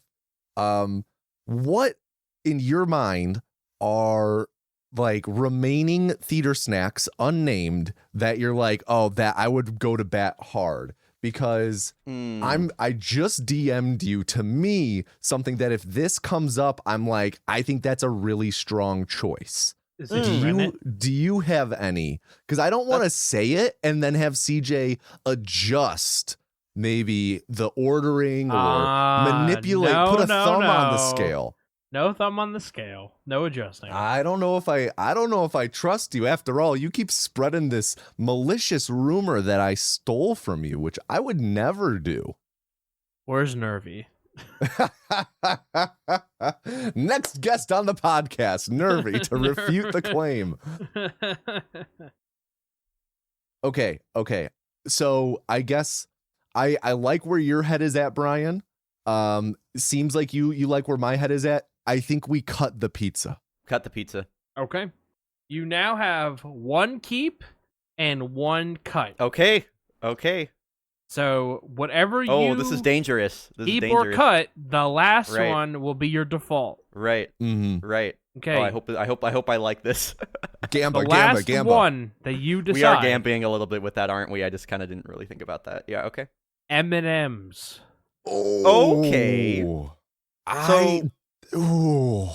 Yeah. Right. This is really good for the second to last one because M&M's is like extremely safe. Right. Yeah. Like, it's okay. Like it's super low effort. Obviously, it's got the shell, so like your hands aren't gonna get chocolatey or something. It's mixinable with the popcorn super easily. Tons of people love M&Ms. Yeah, who dislikes M&Ms? Yes, I feel like the biggest criticism you could level against M&Ms is that they're boring. I hear you. Now is this like, do peanut M&Ms fall under this umbrella? Yeah. Is this an M&M's umbrella or just like default? This is M&M's umbrella. Oh, that's big. Yeah, that's big. I feel like I feel like if it's M&M's umbrella and you have access to peanut M&Ms, peanut butter M&Ms, whatever, caramel M&Ms, pubic hair M&Ms, pretzel M&Ms. Oh, you can't say What was no. that last one? Pretzel M&Ms. Yeah. Okay. Yeah. I think we got to keep the M&Ms. I feel pretty safe about keeping M&Ms. Yeah, because especially just not knowing the eighth one. Yeah. I think I would totally go to the movie theater and give me Sour Patch Kids M&Ms and popcorn, and like you're good. All right. Yeah, totally. So you're gonna keep M&Ms. Yes. Locked in. You're locking in. Is there something that isn't M&Ms now that you've locked in that you would have kept over M&Ms? Probably a soft drink. Okay. For me personally, I'm a big soft pretzel person. Ooh, that's a good one. So that would be up there. All right. Bryon, how do you feel about like ices? Oh yeah, icy for sure. I would also put I've gotten a slushie or like an icy before. Yeah. A snack that CJ says is not a movie theater snack. Really? Yeah. Interesting. I'm a purist. Yeah. Okay. Interesting. So you have elected to keep Sour Patch Kids, popcorn, and M&Ms. I feel good about that. Let's see what's behind that other door. You have cut nachos, hot dogs, chocolate-covered raisins, pizza, and all sodas. Wow. Okay. Yeah, I mean, that's tough, but... It is tough. It is the giveth and taketh away of the game. Now, that was the one that I prepared because I wanted one that was safe in case this other one y'all weren't interested in. So I did prepare two. I'm not going to prepare two every week because I think it'll take too long every week. But there is a bonus one if the two of you would like to try it. I'm down. I'm down if you are, Bryon. Would you two like to try? Yeah. Let's do it. Why not? Like I said, it's not going to be two every time, but I was worried and I didn't know the answer to this question. This is Nick Cage films. Okay. Okay, I'm not like intimately familiar with every Nick Cage film ever, but I've seen a fair amount of them, so we'll... Same here. Yeah, maybe we can we're fill not each other's deep in the gaps. catalog, okay? Yeah, okay. We're pretty... We've got a lot of the hits here. Okay. All right, first up. You ready for the first one in the Nick Cage Keep 3, Cut 5? Yes. Leaving Las Vegas. Have not seen it. I've not seen it. Okay, I am prepared for this. Cut it. I'm prepared for this. The first one in the Nick Cage top Keep 3, Cut 5. Raising Arizona. I've not seen it. On my watch list. Okay. Cut it. All right. Yeah. I'm just waiting for like Mandy or what was that movie where he was like appearing in everybody's dream? It came out like a couple years ago. I really Dream liked Scenario. it. Dream Scenario. Love Dream Scenario. All right. The first film on the Nick Cage Keep 3, Cut 5. The Rock. I haven't seen it. I don't even know what movie that is. Okay. Cut it. We've cut through, like we would like if we would have 3 to cut so fast. That's so funny. The Rock, that's the one that's the unofficial sequel to James Bond, right? Yes. Okay. Okay, you ready? Ready. Ready. All right. The first film in the Nick Cage Keep 3 Cut 5. Kick-Ass. Okay. Gonna be real? Haven't seen it. Oh, I have seen Kick-Ass. Are you serious? I have yeah, seen I've not Kick-Ass. seen it. I'm surprised Kick-Ass had like a moment. It Yeah, did have a I just moment. missed it. I missed it. Okay, no problem. What do you think, Brian? I'm gonna defer to you, Brian. Is this keep man. worthy? Yeah, it's definitely one of the bigger movies he's ever been in, for sure. Mm-hmm. I'm not even gonna lie. I have his filmography pulled up right now. This guy's been in a lot. He's in a Holy cow. lot. In a lot of movies. That's I'm true. trying to think of like mostly when I'm weighing keeping Kick-Ass or cutting it. I'm trying to think of like what other stuff could be in here that I would want to keep over it. And again, I mentioned Mandy. I mentioned Mandy's great. I mentioned Dream Scenario. Obviously, Moonstruck would be a huge keep for me. Other things we might look out for. You know, he is in Into the Spider-Verse. He's got a role in there. That's true. That's true. He is. Obviously you have National Treasure. I'm not sure. Yeah, that's a great one. Face Off. Face Off is a big one. The big one for me that, Brian, I'm not sure if you've seen, is Pig. Big fan of Pig. Pig. Con Air is a big one. Yeah. Missed it. I haven't seen it, but Renfield I know is like a. Oh no, Renfield low-key stinker. How could we forget 2006 World Trade Center? Oh, that dude, I saw that in theaters. That made 10-year-old me sob. And I'm sure if I watched it now as a 30-year-old, I'd be like, this is one of the most manipulative films I've ever seen. True. Man, that's kind of tough. Just have it. It feels bad to say like cut Kick-Ass, but also that was a movie I think I watched like one time, and you know, when I was like a teenager, and I was like, that was fine. So I think I'm gonna cut it. Okay. All right. So you have cut Kick-Ass. Sweet. All right. Next movie up, Pig. Okay. Oh, fuck. Yeah. I feel like if you feel that strongly about Pig, I'm totally fine with just being like, yeah, we're keeping that. I mean, isn't the whole point of Pig, isn't like Portland like a central part of Pig, or like, okay, and then I'm fine. Yeah. It's very much a Portland film in a way that, Brian, I think you would really appreciate, and I don't want to spoil what it's really about. Yes. Because it is really a really great movie to go into blind and just kind of experience it as it happens. Of Nick Cage films, I do think that might be like top 3 for me. Cool.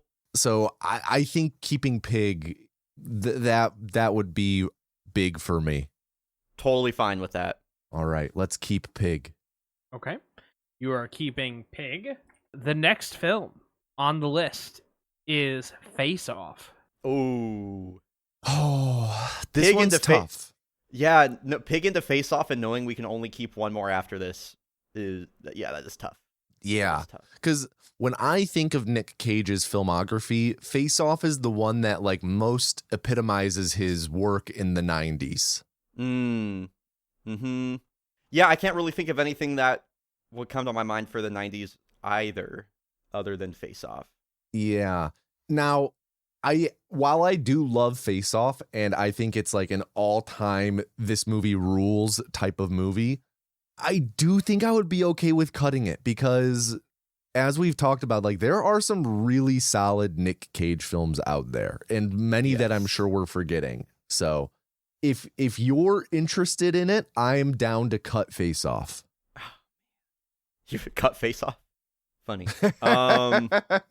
Yeah, man, I'm just one. Yeah, there's just so many polls you could have later on, and it does feel a little bit scary to lock in. Like we only have one to basically only have one movie that we can keep left. That's where I'm at. Yeah, I'm down to cut it. I think we're gonna regret it, but I'm down to cut it. Let's do it. Just because I'm looking for some other stuff that I that I really really like. So, Brothers in Cage, we are cutting Face Off. All right. You have cut Kick-Ass and Face Off. All right. Number 4 on the list, Long Legs. Ooh, I was thinking this was gonna come up. Oh, man. How do you feel about Long Legs, Brian? That's one of those movies from 2024 I haven't seen, and I figured it was gonna come up. Yeah. So here's where I'm at with Long Legs. Yeah. It's a good movie, overhyped, really overhyped. Yeah. So I'm okay with cutting it. Is it a really fun movie? Yeah. Is it a really fun Nick Cage role? Yeah. But also he's not in it. He's in it a fair bit, but he's not like in it a ton. Yeah. And honestly, just in general, I think Osgood Perkins he's okay as a filmmaker, and I think Long Legs is a fun but okay movie. Yeah, that's kind of where I'm at with it as well, just as far as like, what I know about it anecdotally, so I'm fine with cutting it. Yeah, let's cut it. Okay. So you've cut Kick-Ass, Face Off, and Long Legs. Yeah. Next up, World Trade Center. Oh my god. I think we should have kept Face Off. The more this goes on, the more I'm like, oh fuck. Because he has been in some stinkers. Yeah, I mean, like immediately I'm just like, dude, I have no attachment to this movie whatsoever. Like we should doesn't he play a cop in that movie? Like I think a fireman. But yeah, I'm with you. Let's cut it. Yeah. Okay. Oh my god, I'm really confident after the way you said okay. All right, the next movie, National Treasure. Oh, okay. I mean, so yeah. Well, let's think about this just logically for a second. If we cut National Treasure, that means we are locking in whatever the other two movies are. Yeah. Yeah. I don't really have any strong attachment to National Treasure, but it is like, I feel like it's like somewhat culturally significant. You know what I mean? Even if it's not like one of the best movies of all time, like it, you know what I mean? Like everybody knows about National Treasure. You know what I mean? Like we gotta go steal the Declaration of Independence. Like it's hilarious, right? Yeah. So I am, and also considering what you said about us being locked into the final two, I'm totally fine with keeping it. Yeah, I think everything you said, and it's just, especially for people of our age, like this is a pretty core movie to many people's memories. Yeah. And I have rewatched these movies in like the last 5 years. They're pretty fun. Okay, cool. Okay, cool. I'm down with keeping National Treasure. Okay. Yeah, okay. All right, so we've kept Pig and National Treasure, two very different films. All right, the last movie you get to make a decision about before you're locking in, Ghost Rider. Okay, like just this is metagaming it a little bit. I feel like Ghost Rider is easy fodder for us to cut and getting locked into the last one, and the last one is probably just going to be so bad.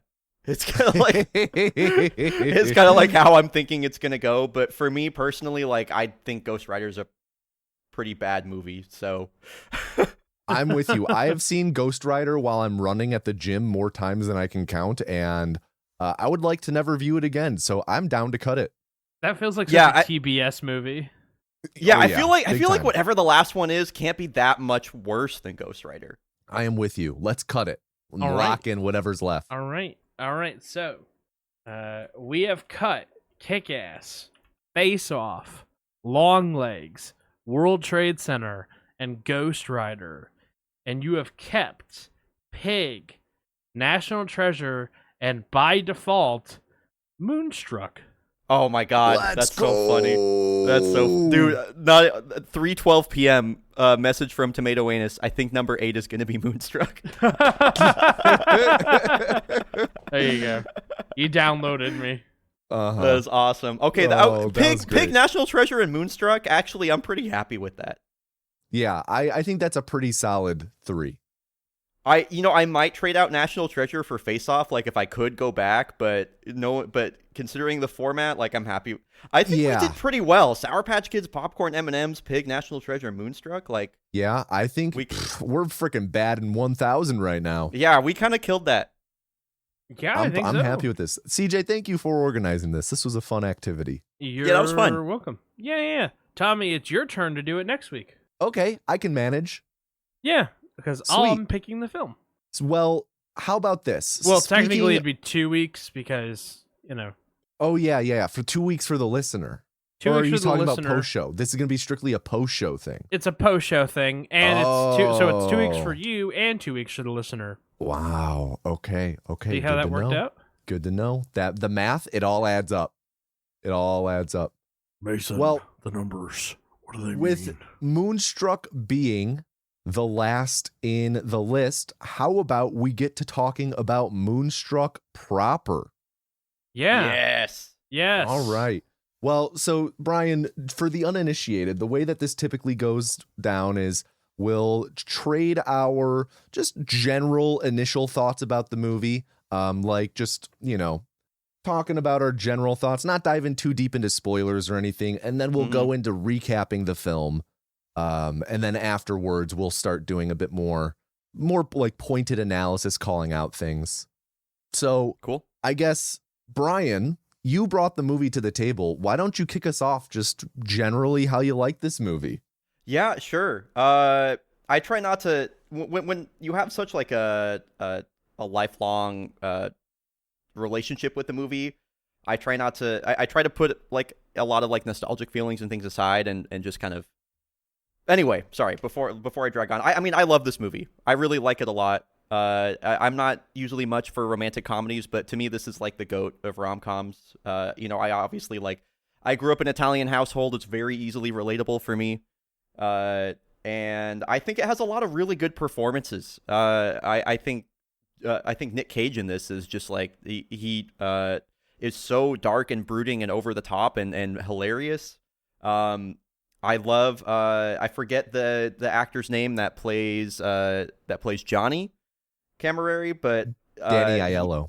Thank you so much. Yeah. I think it has great performances. I think it's really quotable. I think it's funny. This is one of my favorite movies. I really like Moonstruck a lot. Awesome. CJ, how about you? I went in with no knowledge of what the movie was about, except that it had Nick Cage in it. And I can honestly say that Nick Cage is in it. He does everything. This is He true. chews the scenery. He does everything short of gnawing the furniture.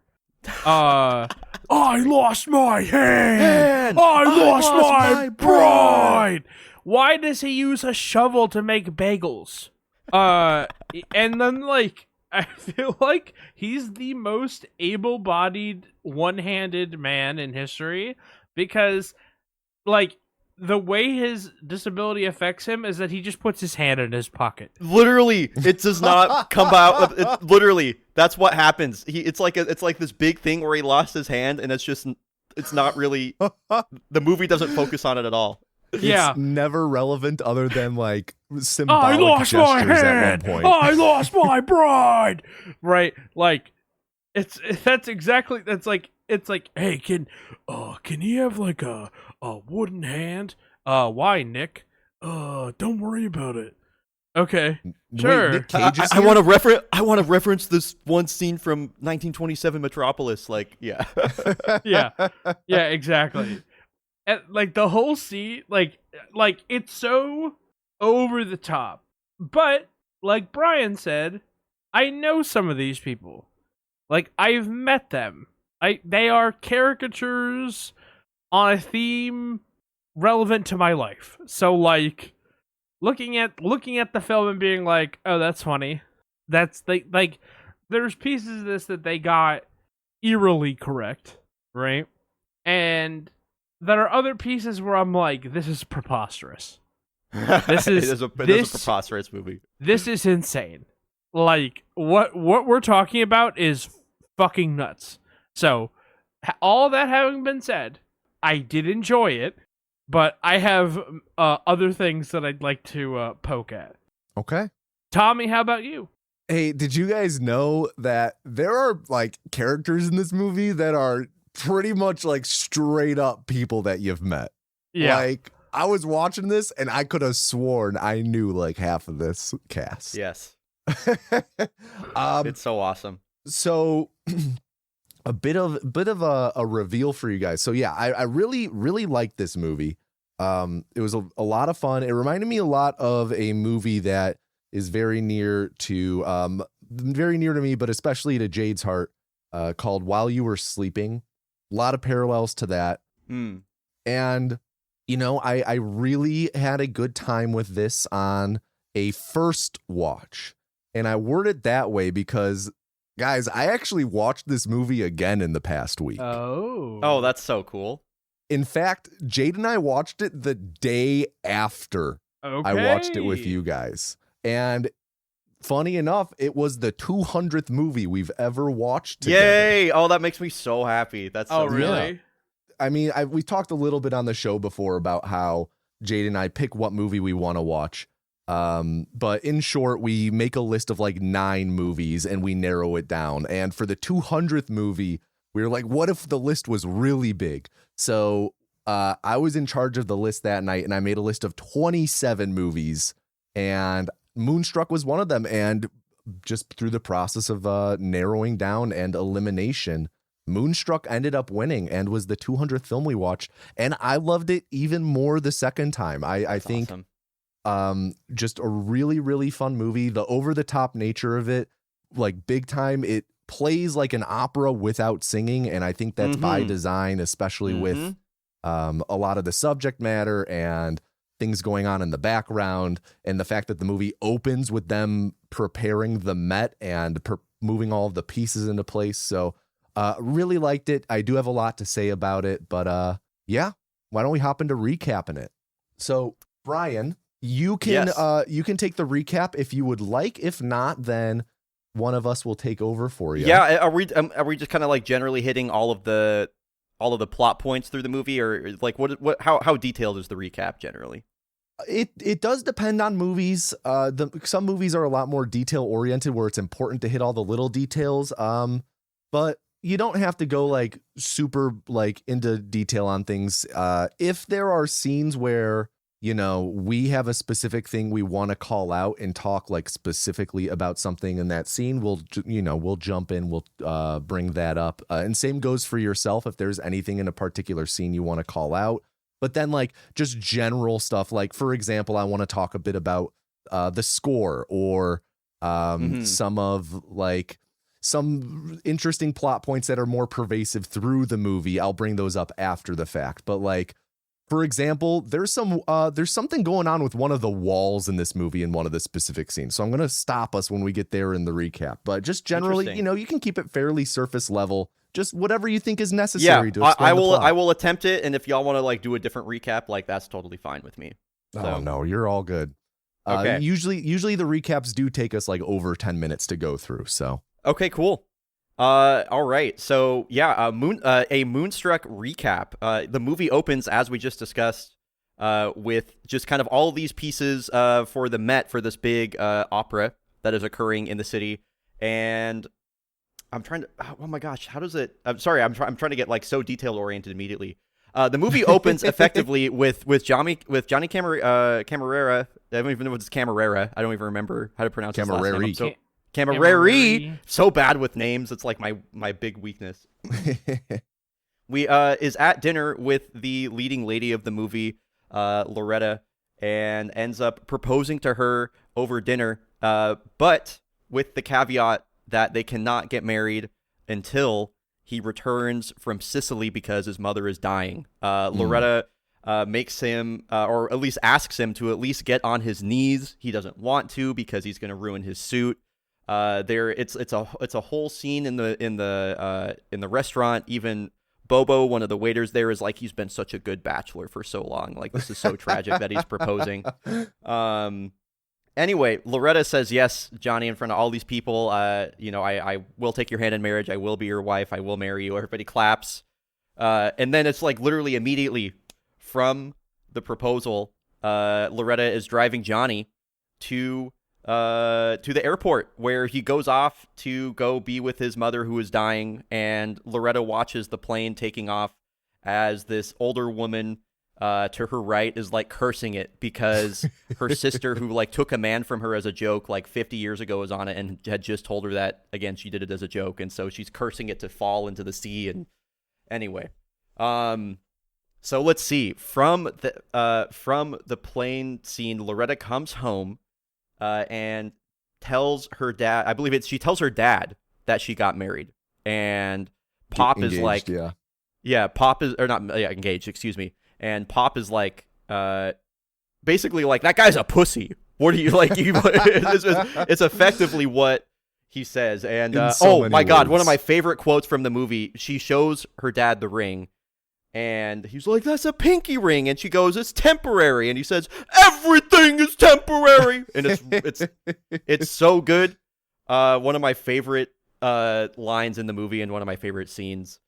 And this is where things start to get. And the other important thing I forgot to mention as well is that before Johnny goes, he says, "You have to go connect, or you have to go reconnect with my brother." And Loretta's like, "You have a brother?" Mm-hmm. And he says, "Yes."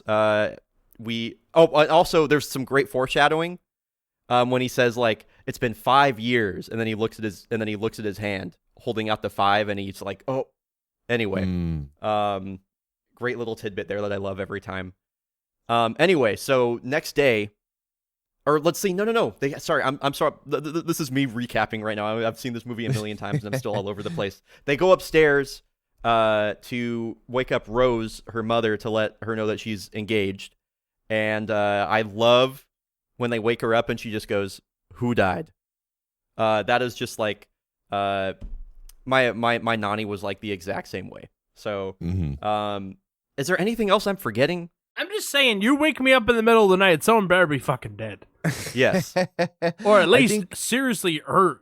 Yeah, definitely. I think so far you've done, you're hitting all the main points. Okay. I think just worth mentioning that they live with their Cosmo, her dad's. They live Cosmo, with his her dad, right. as well. Yes, they live in a huge house. They live in a huge house in the middle of New York.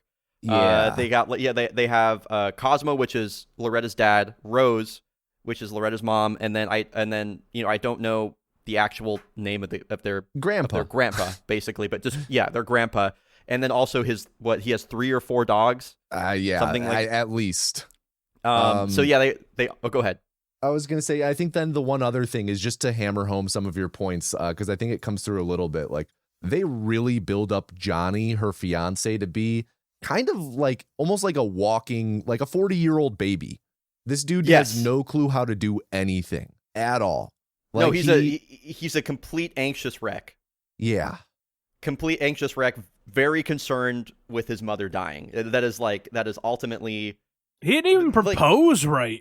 He didn't even propose right. He's so concerned with the death of his mother. Mm-hmm. And he's very, and you're right, he is very much portrayed to be like a mama's boy. Yeah. Yes.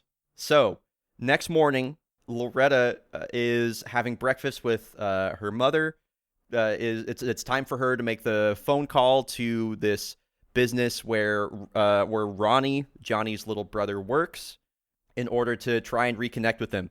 And when she calls, it takes her a little bit to get through. I forget the lady that works there. I forget her name in the movie, but it takes her a little bit to actually be able to speak with Ronnie. And then once she's finally able to speak with Ronnie, I don't remember their conversation verbatim, but he's really rude to her and ends up hanging up on her. And I always remember the way that when she gets hung up on, the way she looks at the phone and goes, "Animal." It's very good. One of my favorite deliveries in the movie. So Loretta goes to the bread store, or the bakery, the bakery, in order to meet Ronnie in person. So she is directed down into the basement, into this like dark, seedy bakery basement where all of the bread making is going on in the shovel. the shoveling that CJ talked about shoveling is occurring. Coal. Gotta keep the train a rolling. Yes. And it's like, it's so dark and gritty down here, and everybody's sweating, and there's bread everywhere, and there's these huge like like fire pits in the wall, basically, where the bread making's happening. And this is where Oh yeah, Loretta is guided down by the two folks that work upstairs at the bakery. These two women, and they let Ronnie know that someone's there to see them. And this is Loretta's first meeting with Ronnie. Should be noted, by the way, the bakery is like Camerari. It's like what's it called? Like Camerari Bakery, something like that. Yeah, Camerari Brothers. Camerari Brothers Bakery. And this is when you get the reveal of Ronnie's character as Nick Cage. He's in like like in a white tank, like tucked into some pants, and he's sweaty, and he turns around and he's just like I mean, it might as well be the Joker. Like is this clearly tormented character. And so Loretta lets him know that his brother is getting married and he wants him to be there. And Ronnie just thinks this is like the most hilarious thing ever because as far as Ronnie is concerned, Johnny took everything from Ronnie. It is revealed that there's a day 5 years ago when Ronnie's in the shop and he's slicing bread or slicing deli meats or something, and Johnny comes in and distracts him, and his hand ends up getting caught in the blade, and it just cuts his hand clean off. And that's Johnny's fault, not and that's Ronnie's Johnny's for fault. looking away. Yes, exactly, and that's Johnny's fault. I lost my hand. Exactly. I lost my bride. Johnny has his hand. Johnny has his bride. You want me just to take all that heartbreak and forget, or something like that? Anyway, Yeah. It's just like that is like the scene in the movie. It's so good. And I talked a little bit about how there's this whole I found something on the Movie Details subreddit years ago about how Nick Cage was channeling a performance from Metropolis, which is like a silent German film from 1927 that he channeled that into that, which I just think is so cool. Anyway, after basically it's just a huge argument that ensues that eventually ends with basically I forget exactly how they get there as far as the conversation goes, but Loretta is like, hey, why don't we just can we just like go up she wants to go back to Johnny's place he lives right upstairs, and so they go upstairs to discuss this whole like Johnny getting married. He wants you to be at the wedding further. And so they go upstairs, and then Johnny's like, Ronnie's looking. Ronnie and Johnny is just killing me. It's tough, Ronnie's looking man. around. It's tough. Ronnie's looking around his own apartment, and like he's playing opera music and everything. And it's just out of nowhere, Loretta's like, hey, I'm making you a steak. By the way, Loretta's just in his house, like in his kitchen, making him food. And so over this meal, they kind of start unpacking what's going on.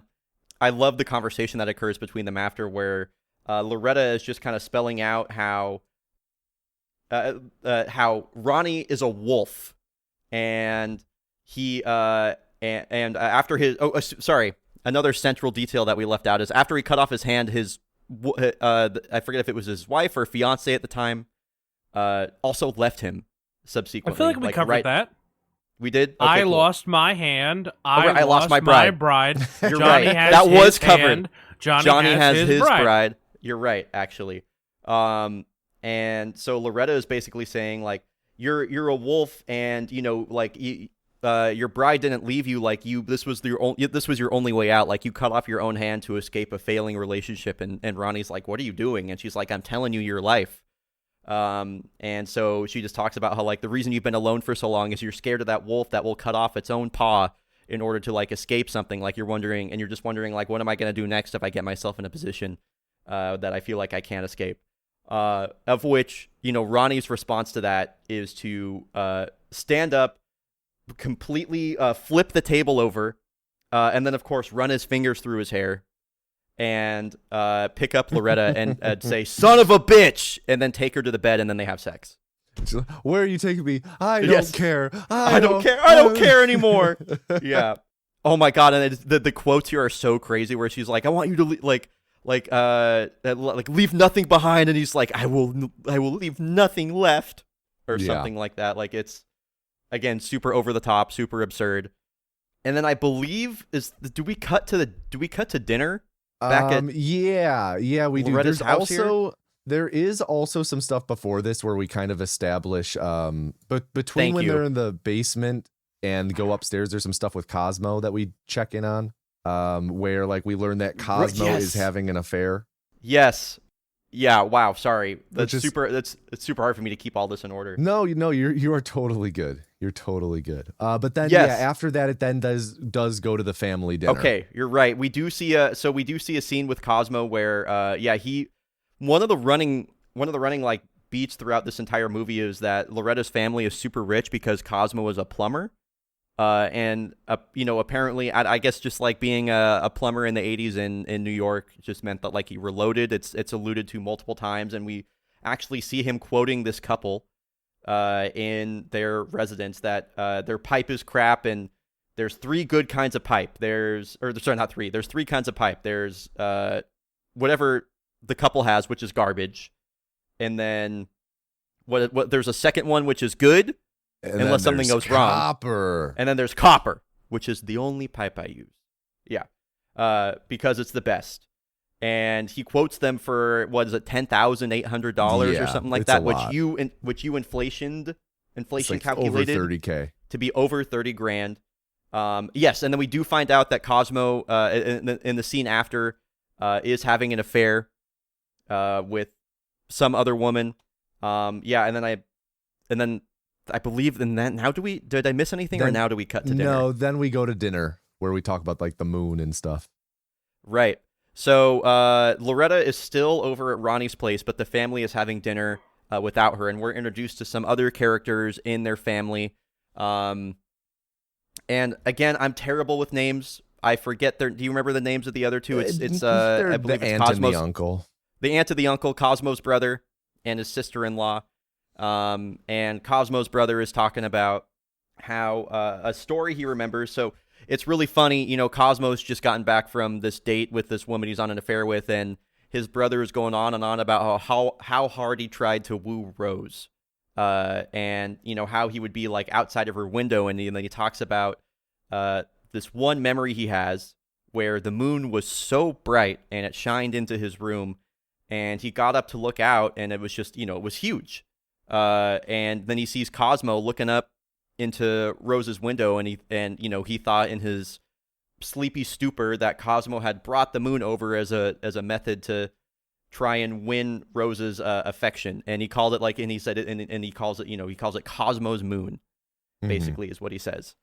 And I believe to the general response to that Cosmo has is, I don't want to talk about it. He doesn't want to talk about anything, and he's being really cold. There's another great scene from there. I think this is the same dinner where the grandpa is repeatedly getting plates of food and then bringing them over to his dogs. Yeah, to which Rose says, "Old man, if you give those dogs one more plate of my food, I'm going to kick you till you're dead," which is a great one. Okay, and then we see later on. This is later on in the same evening. If I'm missing anything, let me know. But everybody is kind of like gone to bed at this point, and we are seeing again the aunt and the uncle. The uncle is woken up by this like bright light. Oh, actually, so the grandpa's out with the dogs, and they're just out on some like dock near Manhattan, and they're all like howling at the moon because the moon is huge again. And then we also see that the aunt and the uncle are woken up by this bright light. And the uncle goes out to the window and he's like, "Oh my gosh, like it's Cosmo's moon. It's just like I was talking about." And you get this really cute scene where the aunt is like, "Hey, and with that look on your face and that light, you look like you're 25 years old." And then uncle turns into like a big horn dog. Also we cut in to see Loretta and Ronnie that are also standing up and looking at the moon together, or at least Loretta is. I forget if Ronnie does join her, yeah. Yeah, Ronnie does join her. And then I believe we go to the next day. So we do see Rose and Cosmo this night as well. Rose notices the moon and goes up to look at it, but Cosmo sleeps through it, and she tries to like wake him up, but he isn't having any of it. Right. So she is alone in looking at the moon here. Right. Okay. Then we go to the next morning. in which Loretta wakes up and kind of just realizes what happened, basically. And she's like, this is crazy. She runs into the closet to, prevent Ronnie from seeing her at all and her getting dressed and everything. And she's like, this is crazy. We can't talk about this. Like, you're just going to go to the wedding. We're taking this to our graves. This is never happening. And as she's leaving the apartment or the house, whatever, Ronnie is like, okay, I will do all of that on one condition. And she's like, okay, what? And he's like, you need to go come to the opera with me tonight. If I can, I just want I know that I love you and I love the opera. So if I can have the two things that I love, then, I'll be silent forever, basically. And she reluctantly agrees to it. And she's like, okay, fine. And so she leaves, and Loretta works at this shop with her aunt and uncle. So she goes and stops in there, and the uncle, having just been told the night before, he's like, again, he's all horned up. He's just like super the fire has been reawoken in him as far as like his affection for his wife, and he's just kind of like chasing her up and down the store, more or less. Loretta comes in, and she's gonna go take the deposit to the bank. I forget what else she says, but anyway, her taking the money is like is a plot point that comes back later, so it's worth calling out. Mm-hmm. Real quick, before she actually stops by their shop to pick up the money, she does go to church. True. Yes, that's right. Yes, she goes to church to go to confession, and she basically goes to the priest when she goes into the confession box, and she's like, yeah, I took the Lord's name in vain, and I did something, but I took the Lord's name in vain, and I slept with the brother of my fiance, and then also I did this one thing that I think I kind of forgot about. And the priest is like, oh, well, if you forgot, it's fine. And he's like, but that second thing you mentioned, that's a pretty big sin. Anyway, good scene. She ends up seeing her mom. Yes. At the church as well. Do you remember any specifics about their conversation there? Not too much. She's like, yo, Mom, why are you here? And she's like, yes. I lied to your father last night for covering for you. And she's like, why are you here? Where have you been? And she's like, I don't want to talk about it. Yes. And then she's like, by the way, I won't be home for dinner. And then I think you mentioned Rose is like, I know that Cosmo's cheating on me. A wife knows. Yes, that's correct. Okay. Yep, you got it. And so then this whole scene at the shop plays out. She's going to go take the deposit for the bank. And then after she leaves, she basically kind of just it's kind of like a montage where she, gets like a really nice dress. She gets her hair done up. Everybody at the salon is really excited about her coming in because they've been wanting to do her hair for so long. And Cher gets done the fuck up for this date at the opera with Ronnie. Beautiful dress. Her hair looks like crazy, and like in positive, crazy positive. And yeah, she was just like super decked out for this date at the Met. Am I forgetting anything between that point and her going? No, you got it. Okay. It was funny when I was watching this with Jade and she goes and gets her hair done. She goes, oh, they turned her into Cher. Yeah. That is pretty good, right? She kind of transforms from Loretta into Cher. That's a good call out. Right. So they meet up at the Met, and the Met is almost like a character in this movie. I feel like the opera is almost like a character in this movie, and there are so many beautiful shots of the fountain outside and the Met and everything. It's I called this out in the commentary track, but I love when she steps out of the taxi and you hear like this, and the camera pans up, and once it gets to her face, you hear like the strings hit where it's like dun dun. Mm-hmm. And then that's when the score starts playing. Yeah. And fun fact, the song that's actually playing there is from the opera that they are seeing that night. Right. That makes a lot of sense. The opera they're going to see is it La Bohème? Yes. Is that the name of it? Okay. Right. So Loretta and Ronnie have to kind of like find each other outside. So it takes them a little bit until Ronnie sees Loretta. They find each other. And then another thing that we find out is that Cosmo is also here with, I don't know if it's proper, let's just say like his mistress, but yeah. And the person he's having an affair with, Cosmo is also there, sitting in an entirely different spot. And I believe it's so they They go to the opera. Ronnie gets like balcony seats, by the way. Yeah, which are they're in the Abe Lincoln seats, man. Yeah, they're in the Abe Lincoln seats. And then there is, I forget if there's anything that happens elsewhere in the movie, but there is an intermission eventually at this opera. I'm trying to remember. Does Loretta see Cosmo? So during no, we kind of But have like a they get crossing of close. paths. Yeah, where she's like in the bathroom at the same time as the mistress, and Ronnie is getting a drink at the same time as Cosmo. Cosmo. Yes. And they all don't recognize each other. Yes. And then the opera ends, and as they're coming out, Loretta is just like overcome with how incredible it was, and she's recapping it with Ronnie and just going on about how it was amazing. Elsewhere in the movie, we also see that Rose takes herself out to dinner at the same restaurant in which Johnny proposed. We only got one set. We got to use it. Mm-hmm. Yes.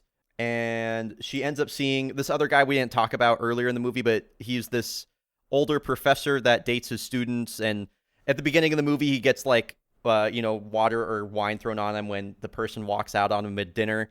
And he's also present in the restaurant on a date with somebody else while Rose is there. He gets the water thrown on him again, or the wine, whatever. And eventually ends up having dinner with Rose. So there are three different things that are happening at the same time, in that Ronnie and Loretta are together, Cosmo and his mistress are together, and then Rose is just having dinner with this horn dog professor. So, as Ronnie and Loretta are leaving the opera, Loretta ends up seeing Cosmo. They end up seeing each other, basically. And Loretta's like, "What are you doing here?" And Cosmo asks her the same thing. And eventually Cosmo is just like, "You know what? I didn't see you here," more or less. And so when Loretta returns to Ronnie, she's just like, that woman was not my mother, basically. And she's upset about that. I'm trying to remember like the exact sequence of events that play out from here. Cosmo goes home. I believe Ronnie and Loretta end up, going, I forget if they're going home or whatever, but at some point Loretta is just like, hey, like, this was great. This was all I agreed to, but it's time for me to go. And this is kind of like right out front of Ronnie's house at this point. And Ronnie goes on this great monologue where where basically the crux of what he's saying is like, everything is bullshit. Like, all I want is you in my bed. Like, we're basically just on a big rock that's flying through space. Like, everything's made up. Like, what does it matter? Just like come sleep with me. Basically, yeah. It's this big monologue that's a big plea, which is another scene that I love. I was going to say, a little detail in that is when he's like offering to her to do this, he extends to her his maimed hand. Yes, that is a big detail in that, and she eventually agrees. Another thing that happens with Rose and the professor is they are walking home. Rose has no intention of ever sleeping with this man or anything. Like, she's just kind of, you know what I mean? She's just doing her own thing. Mm-hmm. As the professor is walking her back to her house, she ends up running into her father-in-law as he's out walking all of his dogs, and he's just like, and the grandpa goes, "Yeesh," something like that. Keeps walking. The professor tries to have Rose like bring her up to her house, but she just like kind of leaves him there, even though he's so cold. So he really thought that line was gonna work. Ooh, I'm so cold. He says it like a billion times. So Rose goes home. Loretta goes to sleep with Ronnie again and stays over. I believe Cosmo comes home at some point, and I forget if they have some sort of interaction together, Cosmo and Rose. I don't remember exactly. I don't think we see an interaction tonight between them, no, because of what I'm sure you're about to get to. Yes. So I was about to go to the next morning, unless there's something else I'm forgetting. Someone does arrive at the house that Yes. Night. Oh my God, you're right. Right. The big yes. Right. So there's a cut to like a plane landing, and it's revealed that Johnny has come home, and he goes to Loretta's house, to see her because he has to talk to her. It's really important, and basically what we find out is that I forget if it's told now or the morning after, but he's talking to. I believe he talks to Cosmo here too, doesn't he? Like both of them are home, are they not? I don't know. Maybe Cosmo. I know the grandpa gets home and that one dog biffs it on the stairs, and then yes, Cosmo does. Cosmo does get home. So yeah, the way that it unfolds is Rose and Johnny talk, and thank you. Johnny's like, "There was a miracle. My mother survived. I need to talk to Loretta," and she's like, "Loretta's not here." And then Rose says to Johnny, just changing the subject, she's like, "Johnny, why do men cheat? Why do they chase women?" And this is kind of thing the whole time. Yeah, it's been a prevailing conversation. And Rose's theory early on is that men chase women because they're afraid of death. And she's asked a couple people, I think one or two other dudes throughout the film, and they give whatever answer. I think she asked the professor at dinner, and she asked Johnny here, and Johnny's like, I think it's because we're afraid of death.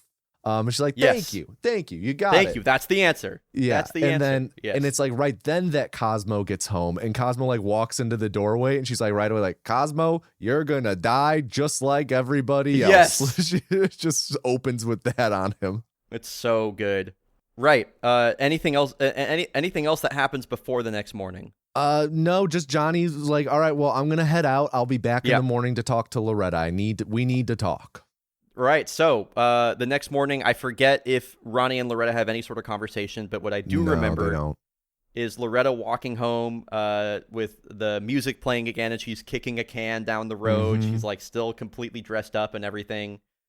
And she comes home the following morning. Rose is making breakfast, making some sort of food, and it starts this perfect like final scene, basically. That's all taking place in their kitchen, where Loretta comes home and is just kind of I forget exactly how all of these conversations go, because there's like a bunch of people that kind of show up piece by piece here, but Loretta is kind of like talking to her mom about everything that happened, and then it's revealed to her that Johnny is back in town, and she's like, wait, no, that's impossible. Like, he's in Italy with his mother, and she's like, nope, there's been a miracle, and he's gonna be here. And I love that Rose to Loretta at one point is like, you got a love bite on your neck, and Loretta is like frantically trying to like change into morning clothes or whatever, and Rose yells from across the kitchen, like, your life is going down the toilet! And it's another great line. And so then there's a ring at the door. I believe the first person that comes through, it's Ronnie. Ronnie shows up. And Loretta is trying to get him to leave and trying to get him to go. And Rose is like, hey, anybody want oatmeal? And of course Ronnie goes, oh, yes, I would. I would love some oatmeal. Thank you so much. And so he sits down and he's eating. And then I believe, is this when Cosmo shows up next? Yes, Cosmo comes down. And then I believe Grandpa also comes down. Yes, and Grandpa, so something that we haven't really touched on is all throughout the movie, Grandpa, he's probably the smallest player out of all of these characters, but he is still given something to kind of mull over. And he, in particular, is really upset with his son Cosmo because he doesn't believe Cosmo will pay for Loretta's wedding. So it's at this breakfast, right when Pop comes downstairs, after Cosmo learns, he's like, wait, who's this guy? Why are you here? And he's like, this is Johnny's brother. And he's like, oh shit, my daughter, in his head, he's like, my daughter went to the opera with Johnny's brother. She's having an affair with his brother. And then Grandpa comes in and he's like, you break your house through pride, you must pay for her wedding. Right. And then Cosmo is like, thinking that, the wedding is going to not happen or something, is like, oh yeah, okay, yeah, I'll do it. It's kind of like how I've always interpreted that. And then do the aunt and uncle show up before or after Rose confronts Cosmo? I believe Rose confronts him before the aunt and uncle get there. Okay, so it is Grandpa, Cosmo, Loretta, Ronnie, and Rose sitting down at the table all eating. And Rose is just kind of looking up over at Cosmo, and she asks him, have I been a good wife? And he says, he says yes, and then she goes, I want you to stop seeing her. And then Cosmo slowly stands up, slams his hands on the table, slowly sits back down and goes, okay. And then says like I don't know if he's quoting something or whatever, but he's like, you know, there comes a point in a man's life when he realizes his life is built on nothing or something. Mm-hmm. I forget exactly what it is. And Rose is like, no, you idiot. It's not. Like, it's not built on nothing. Like, I love you, which is, I think, is a cute scene. Yeah.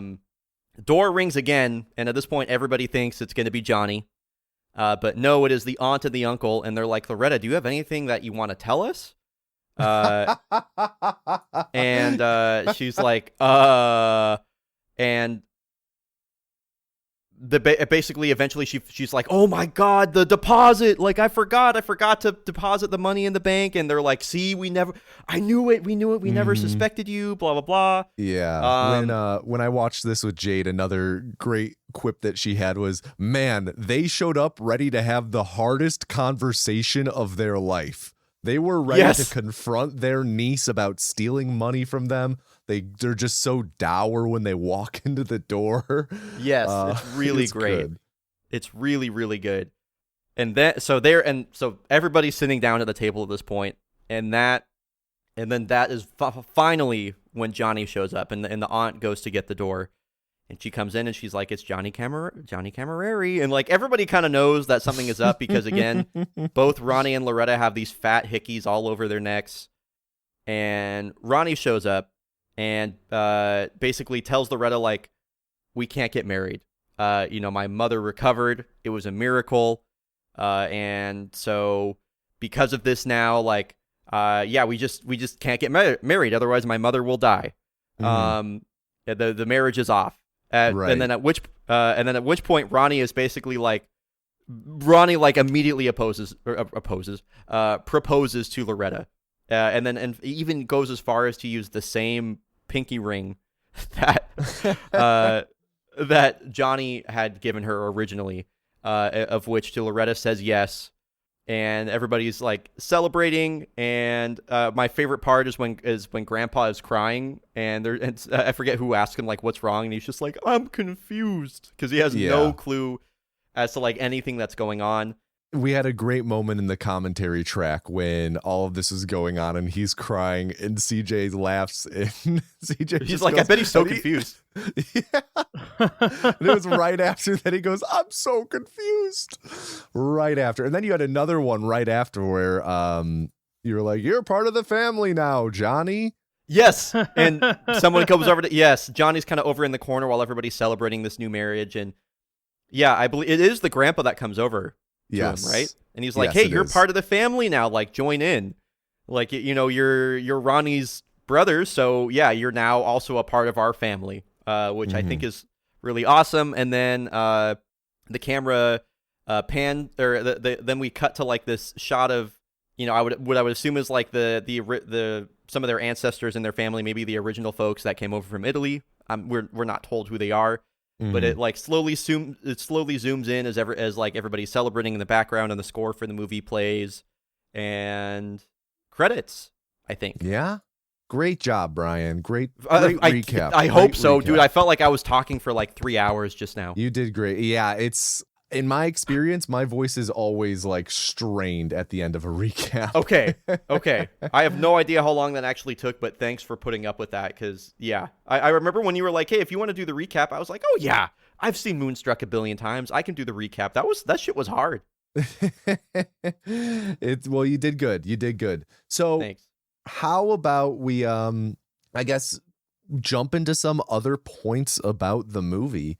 I guess, did anyone have anything off the rip that they wanted to talk about? Yeah, I've been talking for so long. Somebody else jump in. I was going to say, don't all jump at once. You did preface this by being like, oh, our summaries usually take our summaries usually take about 10 minutes. And you said that, and I'm like, that you're fucking full of shit, right? Because I said over 10 minutes. Yeah, our summaries take like a half an hour every time. Okay, I feel better now. Yeah, sure. Yeah, our summaries take more than a minute. They do? This is true? Yeah, that's true. I could have said that. Totally. Yeah, I should our have said that, summaries take like 30 to 40 minutes sometimes. I should have said it. I should have said over 60 You should have said seconds. it, because that would be at least rooted in reality. Oh, man. Uh, CJ, what yeah. have you got to talk about with this movie? I don't think that this is how two people would ever behave in real life. Oh. Like, not the cheating part, right? The cheating part, fair game. This is not how two people talk. I don't know. like, she goes up and he's like, I want to know why you won't come to the wedding. And he's like, he's talking all this shit. And then she's like, oh, I give up. I don't care. We're going to have sex now. It's like, what? What? It's that easy? I mean, there was a lot that happens before she gives up, but yes. It's not that... Okay. It's not that much. The same day... It is true. The same day that he's shoveling dough into the oven and being like, I lost my hand! I lost my bride! They're, like, 20 minutes later, they're at his apartment. Like, this whole movie happens within, 48 hours. 48... Yeah, that makes it more ridiculous. She went from, I could settle for Johnny, to, I fucking love Ronnie. You know? Do you guys think that he had to clock out before going upstairs? Oh, No, you're his name's on the trying to figure building. out if he got paid to bang? Yeah. I'm pretty sure if your name is on the building, Yeah. you're okay. Yeah. This is a good point. That was my same thought, actually. Your time is not accounted for. You get paid last after they've sold all the bagels. Right? Your paycheck comes out of the day olds. So yeah, nothing in there feels like anything that anyone would ever say ever. Like some of it's just so over the top. Yeah. It's so things escalate quickly. To put it succinctly, yeah. The night after she sleeps over at his house by accident, and is like, no, I can never see you again. I must never see you again. Just go to the opera with me. Okay, they go to the opera the next night with Cosmo's Moon. The next morning, she's like, I told you I'd go to the opera with you, but that's it. I'm just going to the opera with you. I'm not going to your apartment, even though it's cold. And then the next morning, he's like, I'll do some oatmeal. I fucking love you. And then he's like, well, I'll marry you. Okay, that's good. Huh? It's awesome. Yes. I don't disagree with anything, but yeah, everything happens so quickly. It's definitely like a heightened reality. It's very absurd at times. Very much feels the point. At times. Then well, because you have all of the really heightened stuff going on with Cher and Nick Cage, but then everything going on with Rose, played by Olympia Dukakis, it's very grounded. She is going through a very heartbreaking struggle of her husband cheating on her, and she's being reflective about it and trying to figure out if she did anything wrong. So there is that grounding rod to it all that adds weight to the heart that's thrown around in it all. I think she did something wrong, by the way. What did she do wrong? She was emotionally cheating. Was she? So are you saying who? With the professor? Yeah. I don't think she was emotionally interested in him at all. I didn't take that way either. I thought she pitied him. Yeah, it's definitely it's definitely my whole takeaway from that has always been it's very much I pity you, or it's what the hell. I'll have dinner with this guy. This is harmless. Yeah, I know my husband's cheating on me. I'm gonna take this little you know what I mean. I'm gonna do whatever this is, as I process. I think pity is okay, but I think I'm gonna have dinner with this guy because I know my husband's cheating on me, and I'm gonna do whatever this is. Again, I do think it's more than that, because she invites him to the table and she uses that time to kind of pick his brain about why he is chasing women. Why do men chase women? Yeah, and she sees him as someone kind of doing something similar to her husband, so she uses that as an opportunity to reflect. He's also kind of gross. Who is she? What? Her asking him to dinner? No, the guy in general. Oh yeah, he's a slime ball. He's Slime ball. horrible. He's ucky, yeah. He's horrible. But it's really cold, guys. Yeah, I Yes. don't know who that line is supposed to work on. Maybe his like undergrads. 24-year-old students or Exactly. something. Yeah. Exactly. Well, That- apparently it doesn't because they keep throwing water in his face. Well, it works for a couple weeks, he says. Then after a couple months, they get tired of him. He fucked up twice in 48 hours. True. In 20, I guess, 48, right? Yeah. Yeah. Oh, that's so funny.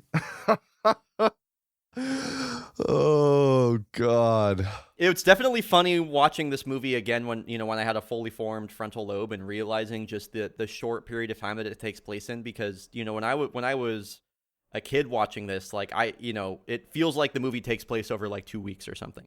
Yeah. So yeah, that was definitely just to kind of hammer on the point we've been talking about the whole time. Like everything happens extremely fast. Yeah.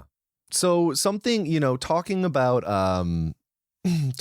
like the affairs and everything, and the professor definitely goes into the stuff that we've talked about, like the conversations about fearing death. But something that I think kind of preempts that, and it's in the title, it's the moon in this movie. Yes. Like the La moon luna, is, la bella yeah. luna. Guarda la luna. The moon Ooh. brings the woman to the man. Capisci? Yeah.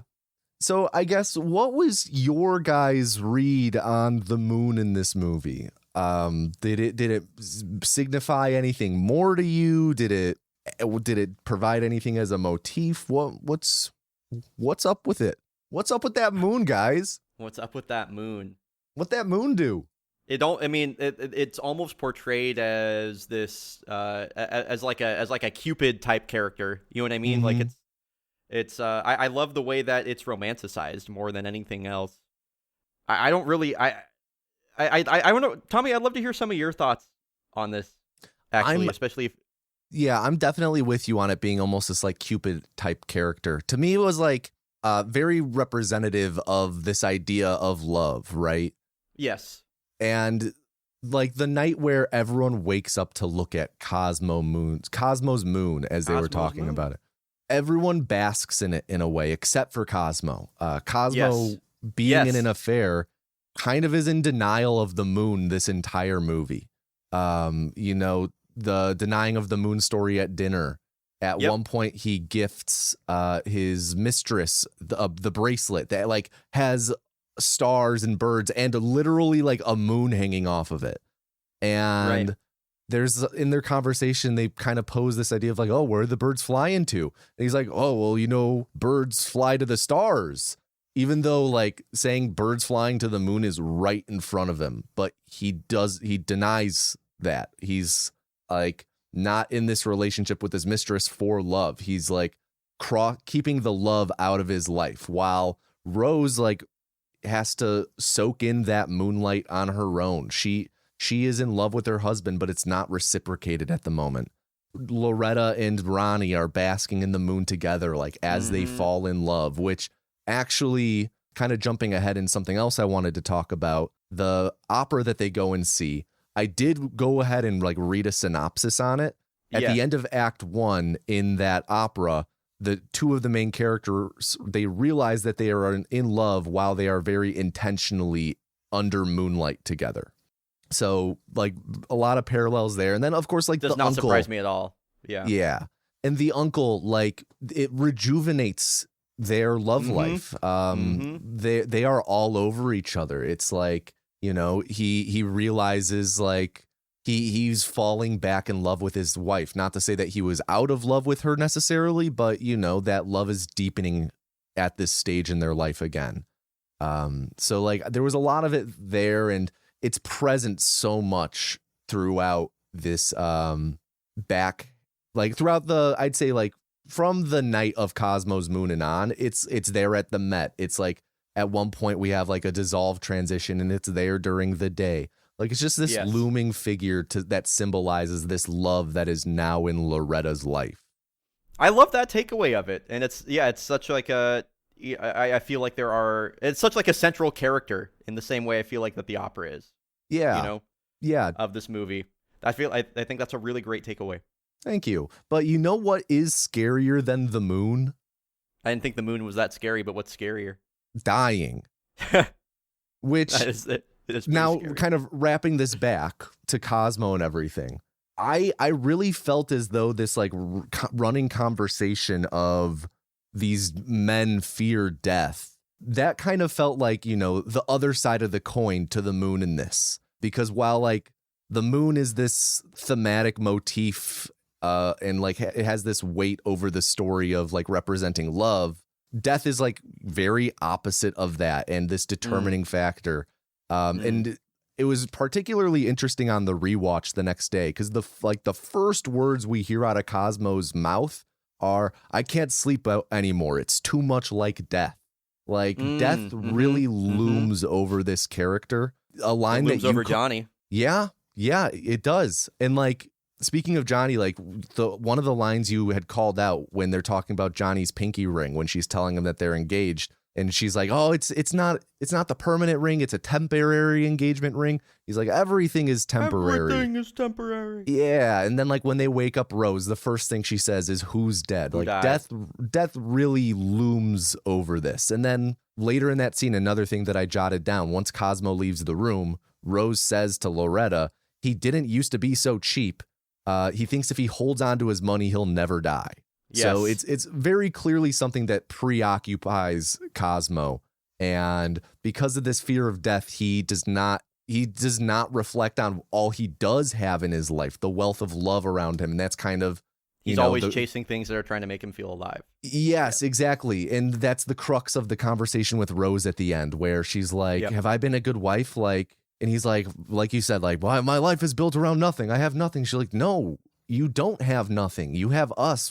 I have you. We have you. You have this life together." Yeah. So Ti like, amo, she says. yeah. And then like the professor as well, like definitely falls into this category of fearing death. And like at one point she makes a reference, Rose says to the professor, "Oh, I'm too old for you." And he's like, "I'm too old for me. That's my predicament." You know, he's very clearly grappling with his mortality. And then like with Johnny, like he is like one of the few faithful men in this film. And when Rose asks him, like he gets it. He's like, "I think it's because we fear death." Like cowardice child baby, like man child that he is, with all of the goofy stuff that he does at the beginning and everything, he still sees this fallacy at the heart of all of these guys. Yes. So I just wanted to, you know, speak to all of that for a minute. I was really impressed with how much there was, at least for me, to like take away from what is otherwise like a fun rom-com. Like there is a fair bit there going on thematically, and there's a ton going. Yeah, I mean there are so many repeated lines. There's a ton going on thematically the whole way through. Yeah. It's a really fun movie to unpack. Yeah, CJ, what are your thoughts on any of that? So I think that the moon, you know, there's a lot of conversation about wolf. You're a the wolf. Wolf is another one. Yeah, it's transformation in the light of the moon, that men can give into their baser instincts and they act out in passion. Think about the times that these affairs take place. They'll happen at night. In a way, it gives men an insatiable appetite, right? So, like, you know, you mentioned La Boheme, and the two characters realize they're in love at night. Cosmo's moon, I think the story, he doesn't want to talk about it, but he's like basically howling at the moon in that version of the story. Okay. They go to the opera at night.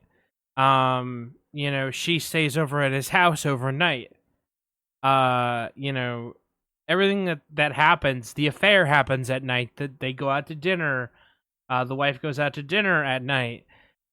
He looks 25 years younger in the light of the moon. Like, passion is ignited at night in the light of the moon. And this might be a little too new agey, and I'm not really chicky woo woo like this, but I know a lot of people that are, And again, maybe a little too new agey, but I think that there's something to be said about your most devious sins can be forgiven in the light of the full moon, if committed in the light of the full moon. I know somebody who went cuckoo bananas, quit their life, and went to go read chicken entrails and, do wacky fucked up shit. So, I mean, she believed some of that stuff. So that I've heard that before. And maybe that's a little too new for when Moonstruck came out. I think that it speaks to maybe why her and Johnny didn't catch on. But also, I think that, Cher, Loretta, Ronnie is the only person in her whole life that she wouldn't have to take care of, right? And he doesn't have a hand, but he doesn't need someone to take care of him, right? She takes care of her parents. She takes care of her, the aunt and uncle, right? Yeah. Rita and Raymond, by the way. Rita and Raymond, that you so eloquently said work at the, what'd you call it, the bread store? No. They work at some other shop. They work at some other shop. It's like a flower shop. I don't even know what it is. Oh, I think so. Yeah, because she hates flowers. No, they say, "Why do you hate flowers?" She says, "I don't hate flowers," and then he gives her a flower, right? Right. So, she takes care of them. She does their books. She does Johnny's books, and then she has to tell Johnny, "Get down on one knee. Do you have a ring?" Yeah. He's like, "I got to do it in front of all these people." He is incapable. He is not very independent. She lives with her parents. She lives with her grandfather and 4 dogs. Every other person in her life is another dependent that she takes care of. And that's partially who she is. And part of why Ronnie, I think, and that character is able to elicit this response is because it's finally someone that doesn't need to be taken care of. It draws out that other side of her. It breaks through her tough exterior built up from always needing to take care of others but not being taken care of, and it allows that passion from Ronnie, which kind of runs like a fucking river, to just kind of overwhelm her, and to the point that they get engaged inside of 48 hours. And if you know, in the kitchen scene at the end, she doesn't make him bend down. She doesn't have that conversation. She doesn't make him go through the same hoops, because the other thing that they talked about was that she's worried about bad luck. All my life I've had bad luck. Yeah. Mm-hmm. She holds on to all those things from her ex-husband. She hangs on to all of those moments in her life that didn't go right, and she thought everything had to go right, everything had to happen. Maybe if I get married in a church, maybe if my father pays for the wedding, maybe if we have a real ring, maybe if he kneels down when he proposes. And she completely abandons that with Ronnie. Yes.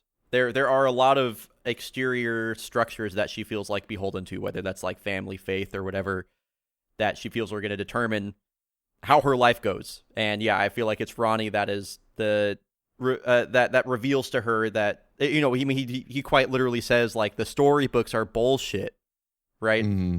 And I think that's kind of part of her, I'm not going to call it her awakening or something like that, but that's a big part. That's a big shift in her character. Yes.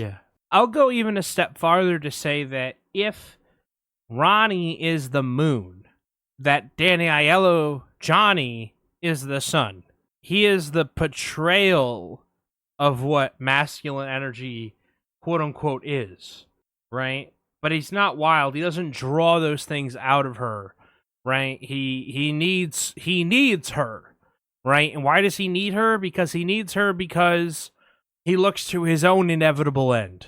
My own brother, he's been happily married for a long time now, but when he did get married the second time, he told me he doesn't want to die alone. His motivations for getting married the first time are vastly different for getting married the second time. His second time, he's like, I want to come home to dinner, and I don't want to die alone. So, I mean, they're very happily married at this point, but the motivations were different. And I think that the case is made there as well, right? Yeah. Like, That's very much a part of this movie. Totally. the mother is like, do you love him? And for Johnny, she says no. And she's like, that's good. And at the end, she's like, do you love him? And he's like, yeah. And she's like, oh, that's too bad. So, and then you're right, Tommy. I think death really is really prevalent here, which I think is interesting because nobody dies. Mm-hmm. It is the True. It is the thing you think you see in the mirror, but never see. Right? Some of that I think is Italian superstition. I think if someone actually did die, they'd have to show people like throwing themselves in the grave, and like laying in the bed with the body, which is what my relatives used to do. Like just like going fucking crazy, you know, like the wailers and the performative mourning and stuff. But like just the ever-present threat of like, oh, you could die, and then what? You know? And everyone has their own idea of how to abate death. And of course it comes for us all. It's the only another inevitability other than death is taxes, which I am also dealing with right now. So, So yeah, true. I was kind of quiet for a little bit, but yeah, I think I got a lot of thoughts out. Yeah, you did. really Thank liked the place where you started bringing up the idea of like, you know, the moon and him being the wolf and all of that aspect. Like, guys, this is kind of a werewolf movie. Yeah, there you go. It's like maybe in reverse though, because like when we first meet him, he's got 5 o'clock shadow, his chest hair is on full display, and then after their night with the moon, and then they like go meet up for the opera, he is clean shaven and he is like put together the rest of the movie. Granted, it's 2 encounters, the opera and the morning after, but maybe the moon turned him into a civilized man capable and, you know, a better match for Loretta. I don't know. Werewolf movie, definitely. But he definitely looks like the Beast trying to put on clothes when he goes to the opera. a little bit, huh? The thing that you really talked about that I really loved hearing you talk about was the her kind of rebelling or going against these traditional structures in her life. Because one of the big takeaways for me as well is the myth of consensual marriage, because isn't there someone you forgot to ask? You got to check with Jesus that it's okay that you get married. And her grappling with her faith is never something that's like really devoted to screen time, aside from her going to confession. But I do think is very present. And, you know, maybe it's discussing faith on a thematic level, but I think it really works well as, you know, like a thematic parallel to her struggles with wanting to go from this. Her first marriage was for love, and Johnny would be the like quote traditional marriage for her to do now. Like she's trying to avoid her bad luck, but Ronnie comes in and is very much not the traditional choice. And, you know, all throughout the movie, there's a large presence of like crosses. She wears a cross necklace, like most of the movie. I'll get to where it's missing. But of course, her going to church and doing confession, and the way that they frame the father that she talks to there, we never see his face. It's only a close up on his hands and his rosary, which I felt really did well to present not just a father on screen to us, but present the religion to us. Like she's having a direct conversation with her religion and her faith, as opposed to another human representing that. And there's like crosses in homes a lot. There's like one above Rose's bed. There's one above Johnny's mom's bed in Sicily. But very notably, after she gets ready to go to the Met, once she arrives at the Met and she's like going on this date with Ronnie, she's not wearing her cross necklace anymore. And she doesn't wear it for the rest of the film, other than in the portrait at the very end. So it very felt as like, you know, she takes off her necklace as she is engaging in this adulterous behavior as she's going against this thing that has provided this tradition and structure in her life. And then there's other things as well, like her father tells her to say her Hail Marys and Our Fathers after her confession, and she doesn't do that. She literally runs headfirst into nuns after spending a bunch of money, like on her hair and a dress for her date, like literally head to head bumping into her faith, a physical manifestation of it. So that just felt like, you know, a very large presence throughout that is kind of going on in the background and the subtext of everything like on screen, that just adds and deepens to this idea of this love being very, very unorthodox. Yeah. I think it's my biggest takeaway from the movie has always been just how Ronnie helps dismantle. I talked about when CJ was talking earlier, like all these exterior structures, you know, whether that's family or faith or anything, and how Ronnie is basically plainly spells out like, this is something I talk about a lot in my daily life too. Like all this shit is made up. You know what I mean? Like it's there are very few things in society that are actually real, you know? And I feel like it's a big part of Loretta's growth that she realizes that even when it comes to love, there are just like all of these things that she feels beholden to, and all of these rules that, you know, she feels needs to follow for things to go right. And it's only once she finds this like firebrand of a person that she discovers, that maybe she discovers, not to be like too cliche with it, but like love for herself, you know?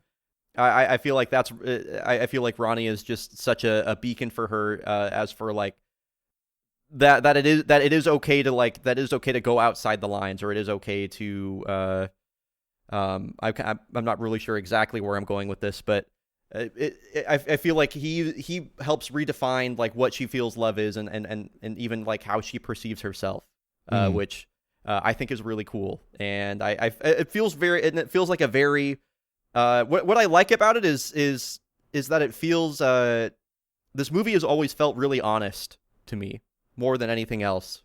I don't really feel like it pulls any punches in terms of the way that sometimes life really does just come at you fast.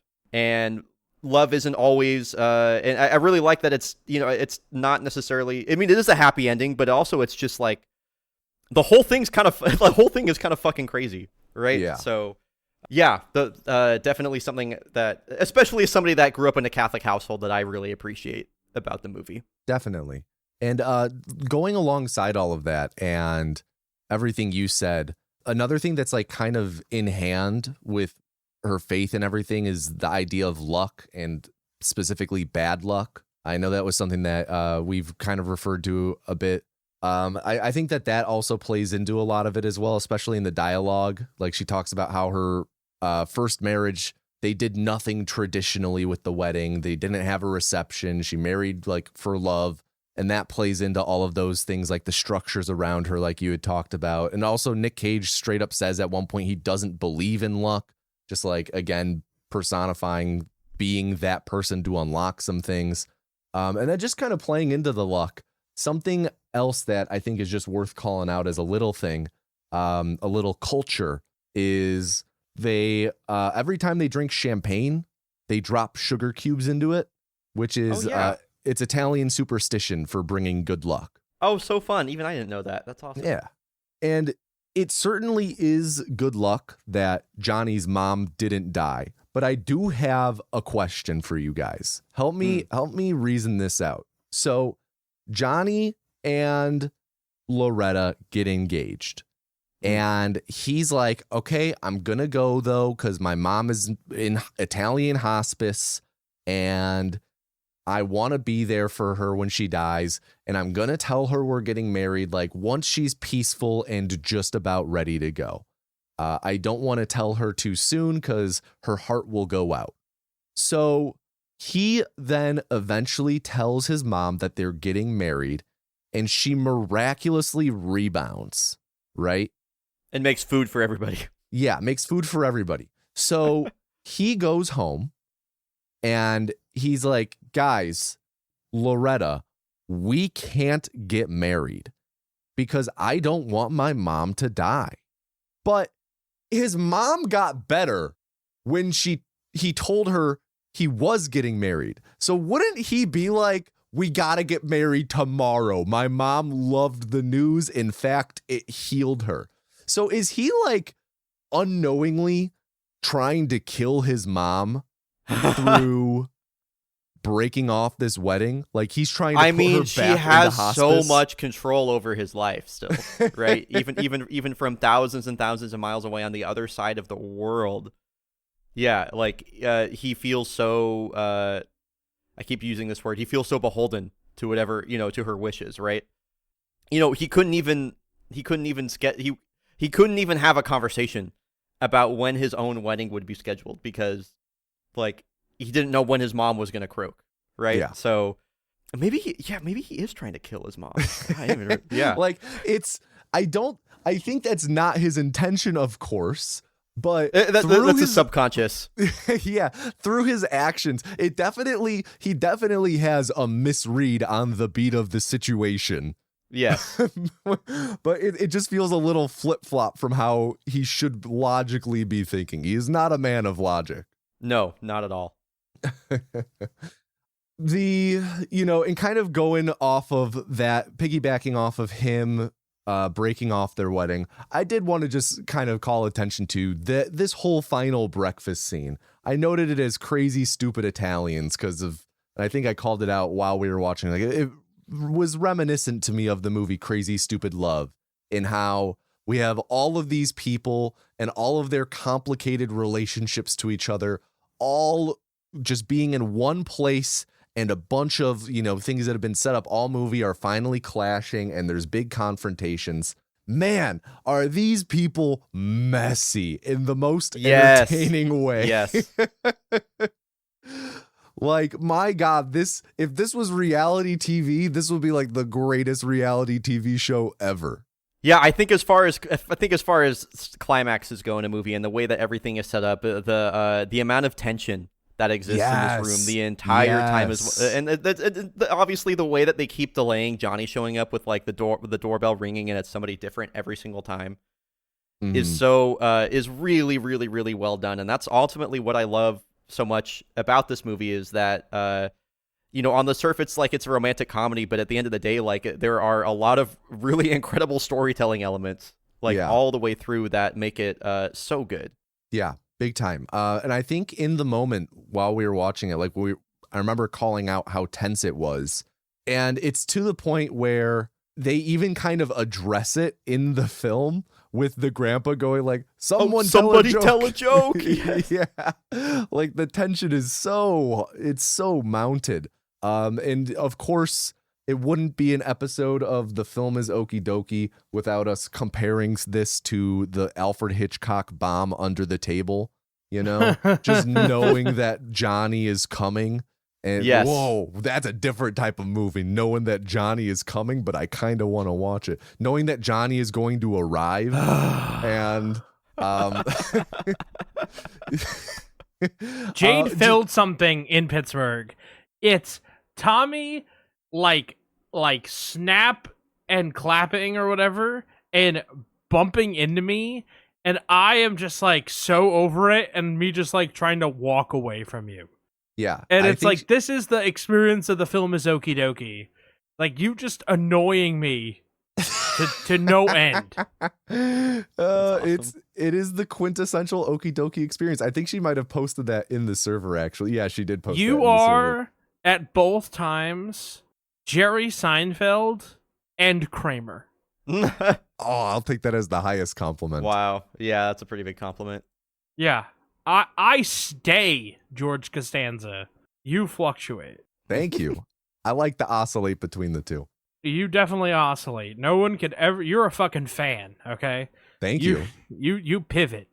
Thank you. Listen, the idea that Johnny is going to arrive and that every single ring at the doorbell is not Johnny, but is every other aspect of the plot that is yet to be resolved is actually a good use of that device. Mm-hmm. So I can't actually be upset with it. It actually really worked.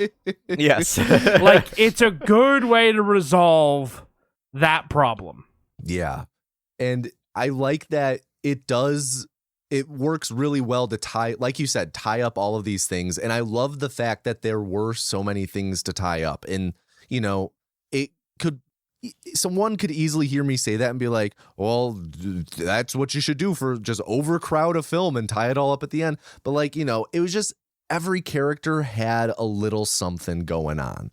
Everyone in their family has their own thing they're dealing with, be it the grandpa with wanting to get his son to pay for his wedding, which is something that's been weighing on him. We see him conferring with his friends earlier and talking about it. Or the aunt and uncle thinking Loretta stole the money. And like Jade said, they were ready to have the hardest conversation of their life. Like everyone has some personal stake in this breakfast. Yeah, like I'd be curious because there's a lot of characters. There's a lot of named characters. And I think that they all get, I mean, relative to what I'm talking about, they all get a pretty decent amount of screen time. Oh, I'd be super curious to see what the percentages are. Yeah, actually. Yeah.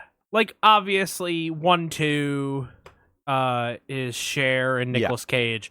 3, 4, Vince Gardenia and Olympia Dukakis. And then, but it gets actually quite interesting. And, you know, minute counts. So I was reading about this the other day. The brilliance of Infinity War and Endgame is making you think every character is in that movie a lot more than they are. Right.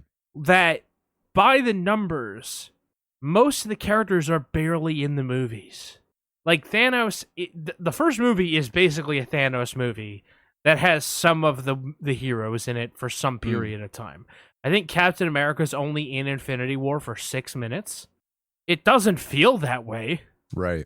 And this movie does a pretty good job of having a lot of characters that all kind of feel like they exist in space all at the same time.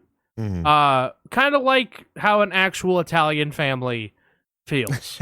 True. Like True, they're actually. all up your fucking ass all the goddamn time, and there's no corner or crevice of anywhere that you can go to get away from them. Yeah. So, side note anecdote, I have a cousin. Sorry, he's not my cousin. Mike last name is very common in my town, which seems funny because most people have never heard my last name outside of my town. But in my town, it might as well be Smith, right? Like, I have the most common last name in my town. Right. Everybody wants that last name. So it's not uncommon for people to be like, oh, what's up, cuz? And I'm like, who the fuck are you? And they're like, oh, no, you don't know I'm related to Joey's boy. And I'm like, okay, and that makes you my cousin, why? And then, depending on how they carry it, it's like, all right, cuz, whatever, fine. Like, or, like, get the fuck away from me, man. Like, you're not my cousin. But, like, I'll just be out, and they'll be like, oh my god, cuz! And I'm like, who the fuck are you? I ordered a tow truck one time, and the guy gets out of the tow truck and goes, what's up, cuz? And I'm like, Jesus fucking, I just need a tow. Then I had to listen to him for 30 minutes while he didn't tow my car. Anyway, I hope he didn't have to pay. No, I paid and tipped. Because now we're family. That's messed up. That's how they yeah. get you. They Cuz just call you're you not going to tip. That's how the Italians get you, is everyone's a cousin. So then you're obligated to help them out. Yeah, I'm like, yeah, you're missing a few Christmas cards here, motherfucker. You got to pay the tithe. All right, what the fuck is Pokewall? Okay, so I'm glad you asked. So I'm going to send you guys a screenshot. I do really love these, by the way. Okay. Love what's? The screenshots from the movie. Oh, so The game night one was my favorite. Here's a screenshot from this one. So for context, she just spent the night at Ronnie's for the first night, and she's scrambling around to get ready. Guys, tell me why Ronnie decorated his bathroom to look like a Pokeball. Oh, wow. Yeah, wow. When did Pokemon like This is Pokemon- 87, and Pokemon Pokemon original. took like off 90s. in 96. 6, yeah. Wow. Yeah, Pokemon So- Red and Blue, 96. Yeah. For the The listener, first Pokemon card set, October 20th, 96. Yeah. the wow. way that it's his bathroom is set up. I mean, first off, you could join the Okie Dokie Discord server and just let us know, and we'll post the picture in general. But it's tiling about like up to shoulder height, and the tiling is all white except the top strip of tiles is black, and then the wall above shoulder height is all just Pokeball red. So it is literally a Pokeball design. I am getting PTSD looking at this bathroom because this is what my bathroom used to look like in my apartment. It was red, like that color red or darker, and it had black and white tile floor. You were living in The Shining. I fucking hated it. Oh my god. And you see the walls, you see how there's like white shit dripping down the walls? That's the Yeah. color. Yeah, I was gonna say. That's how it is all the time. What? You take a shower, there's just dripping down the walls. You brush your teeth, now there's white stuff dripping down the walls. Oh, you like wash your hair? Oh, you got shampoo on the walls. And this All the only time. happens though. Shit only gets on the wall if the wall is red. No, it's like having like a white car. Like you just see all the dirt. Okay. I understand sure. what you're saying, Okay. but speaking Okay. from experience, white car does not show dirt as easily as a black car. Oh yeah, sorry, that was True. the analogy I was looking for. I hate the reputation white cars get. White cars look clean because they don't show the dirt. Counterintuitively. All right, and everyone tune in to Black and a Flash on GDQ at February 5th through the 8th. Is this episode going to be out by then? Yeah, this episode will be out January 30th. Oh wait, what did you say? January 28th or February? 20th? February. Yeah, it'll be February out by 8th. then. So go tune in to Black and a Flash. Yeah, there you go. One of my last points I wanted to bring up Oh, was Back just to this- Black is is the event, by the way. Black and the Flash is the organization. Just Fuck. Oh, there we go. Yeah. Well, Brian, you want to hit it with the official plug then? the official plug to go watch Back to Black. Yeah. Thank you so much. You can go to gdq.gg/schedule right now, and that will give you the Back to Black schedule. Awesome. How about that? Nice plug. Nice plug. Thanks. I gotta tell you, I'm not judging. I feel like Black and a Flash is a great event name. Oh, it's awesome. It's a great- I get that it's the organization name, but I feel like that would have been a great event name. Okay, go on. We talked a little bit about it earlier. We talked about the music. The score in general, I really loved because we talked about how like it's a very heightened reality in a way. And the score, when it's not taking music from La Boheme, was it's very playful and it just adds a lot to like the fairy tale atmosphere of it all. So really like that. And then also with La Boheme, just wanted to again like say it's really you sing dope. Boheme? Yeah, that's Boheme. Boheme? Boheme? Sure. I thought it was like Bohème or something like that. But Yeah. Sure. I don't, La I don't know Boheme. shit about fuck. Well, if you add V in the middle, it's La Vie Boheme. So I don't know why it would become Boheme. I don't know. I don't speak French. So it's- what? I don't speak French. It sounds like a lunch meat the way you say it. What? I don't Boheme? Yeah. Maybe it is. We could invent a new lunch meat together. You want to go in on La Boheme with me? It's like half bologna, half ham. All right, sorry, go ahead. I really liked how just as the movie goes on, we use music farther and farther into the opera. I guess I'll call it that so I don't get ridiculed. No, call it Low Bohome or whatever you said. Wow, again, ridicule. I didn't even say it this time. The moment is that Bryon called out in the recap as well of like the da-da. Really great Dun, dun. use of that. Yeah. And then just one other little thing with La Boheme as they call it, is that Jesus Christ. Act 1 takes place on Christmas Eve, which I think just adds to the parallels to Moonstruck, since it's a Christmas movie in a way. Takes place like right after Christmas or right around Christmas. Mm. Yeah. So just felt that the music as a whole, both the original and taken from La Boheme, really added to everything going on. Yeah, I agree, and I that was definitely something that I didn't really realize my appreciation for it until I was literally watching it with y'all, and you were like, wow, the music in this is really good. And I'm like, oh yeah, this does just kind of drive the entire movie. Yeah, really terrific. Where does it drive it? To Ronnie's house. The bagel place? The bread store. The bread store. Oh, the bread fuck. store. Fuck, it's that bread, not bagels. Of course, they're La Italian. Boheme. You know what I my wanted- favorite scene was? Yeah, hit me with it. Well, obviously, I lost my hand. I mean, lost my bread. that's just Goes the without greatest. saying. Goes Yeah. without saying. But that initial scene where he's in the A-frame tank, the white tank top, with the shovel, shoveling dough into an oven, like, but right before he starts freaking out, like, I love that. Like, why are you carrying a shovel like you've been working on the damn I love how railroad? enamored you are with this too. Yes. A shovel? Yeah, you got to shovel coal It's into like, that oven. I gotta show the audience I'm blue collar. I gotta show the people. It's like, all right, Nick Cage, what do you have in mind? A pickaxe. I don't think you can make bagels with a pickaxe. A shovel, then. Yeah, So- he came up with that idea right around the time he came up with the idea for the fake hand. I swear to God, he came up with the idea for the fake hand. That he just keeps in his pocket the whole time. Like, Mhm. there's no acting around it. No. A part of that line that we keep quoting, the I lost my hand, I lost my bride. The line right before it, also an all-timer. I ain't no freaking monument to justice. Yeah. Yes. Yes. That's also an all-time great line. That Yeah. The entire time spent in the bread store, 10 out of 10. Right, and the I ain't no monument to justice is right after she's like, wait, what do you mean it's like Johnny's fault? Yes. Like, yes, yeah, that's so good. Yeah, really I thought great. you were saying you were going to join the Baptist church for a second. I was like, man, God, I got no. you really fast. God, no. They were only here for a second. I guess for the listener, we edited out a moment where Oh, we some- edited it out? Oh yeah, we're editing out the gap there.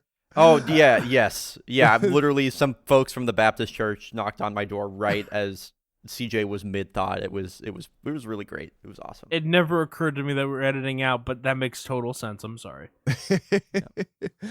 So CJ, you mentioned that being a favorite scene. Any other favorite scenes from either of you guys or favorite performances? For me, I feel like just the performance I always come back to is Vincent Gardenia, the guy that plays Cosmo. Cosmo in this movie is just like, I feel like every single time he talks, I think it is hilarious. I love his like. Oh, by the way, check out his Letterboxd page. His portrait on his Letterboxd page is like so classy. Oh, let me look at this. Yeah, it's really really cool. Also, I just realized Oh he my was God. born 10 days. He died 11 days before I was born. Very interesting. Anyway, Are yeah, we what's up speaking with to that? the spirit of Vincent Gardenia right now on this podcast? Yeah, what's actually more eerie about that is December 9th was like my original due date. Whoa. Like that's the day I was supposed to be born or something. Wow. So anyway, he was on I know. schedule and you were late. Yeah, actually. That's messed up. But yeah, I love so many of his so many things that he says. I mean, I think everything is temporary. Stands out to me so strongly. There are, when he holds up his fingers in like I think of Inglourious Basterds in the German style way, when he's like, "There's 3 kinds of pipe. There's the kind that you have, which is garbage." Anyway, just one of my favorite, probably my favorite performance in the whole movie. Just as for a single actor or actress. Yeah, he, of all the characters, is the one that, to me at least, feels most like someone I've met. Right. Just so well realized. I of course, want to call out Cher. She's so good in this. That's just so good. She's so fantastic. In fact, in 2018, Billboard ranked this performance by Cher as the all-time greatest performance by a musician in a movie. So I wanted to pose the question to you two. Can you guys think of any other performances by a musician that you think might be maybe not in contention, but you think are like, oh, that should be on that list, or ones that stand out to you? Oh, Elton LL John Cool and J the and Deep Kingsmen. Blue Sea. Elton John and the Kingsmen? Oh, yeah. I don't remember what part he's in that. He plays Elton John.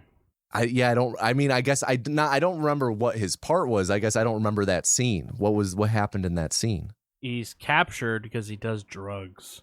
Oh, classic Elton John. And then he plays Wednesday, Wednesday, Wednesday. And they're like, isn't it Saturday? And he's like, what day is it today? And there's like Wednesday. And then he starts kicking people's ass. He does like action hero shit on Wire. What? In like a big I don't Elton remember John this at all. I think it was in the second one. Oh, there you have it. Didn't see that There you one. go. So, and then they fight to Friday Night's All Right for Fighting. Hmm. All right. I'll give you a real answer after Brian's answer. Yeah, I would love to hear more answers. Oh, we said this at the same time. I said LL Cool J in Deep Blue Sea. What is up with you two? That was the first place my mind went. I was like, musicians in a movie, and God. Yeah. I really thought, CJ, that you were going to say Lady Gaga in your favorite movie, Joker Folie à Deux. Oh. No. Does Will Smith count? I would think so. Was Will Smith a musician before he was an actor? Yes. Because I feel like his acting chops go back so far. But yeah, They I guess so. do. Yeah, he was The I guess Fresh so. Prince. Yeah. Wow. He first gained recognition as part of the hip-hop duo with DJ Jazzy Jeff.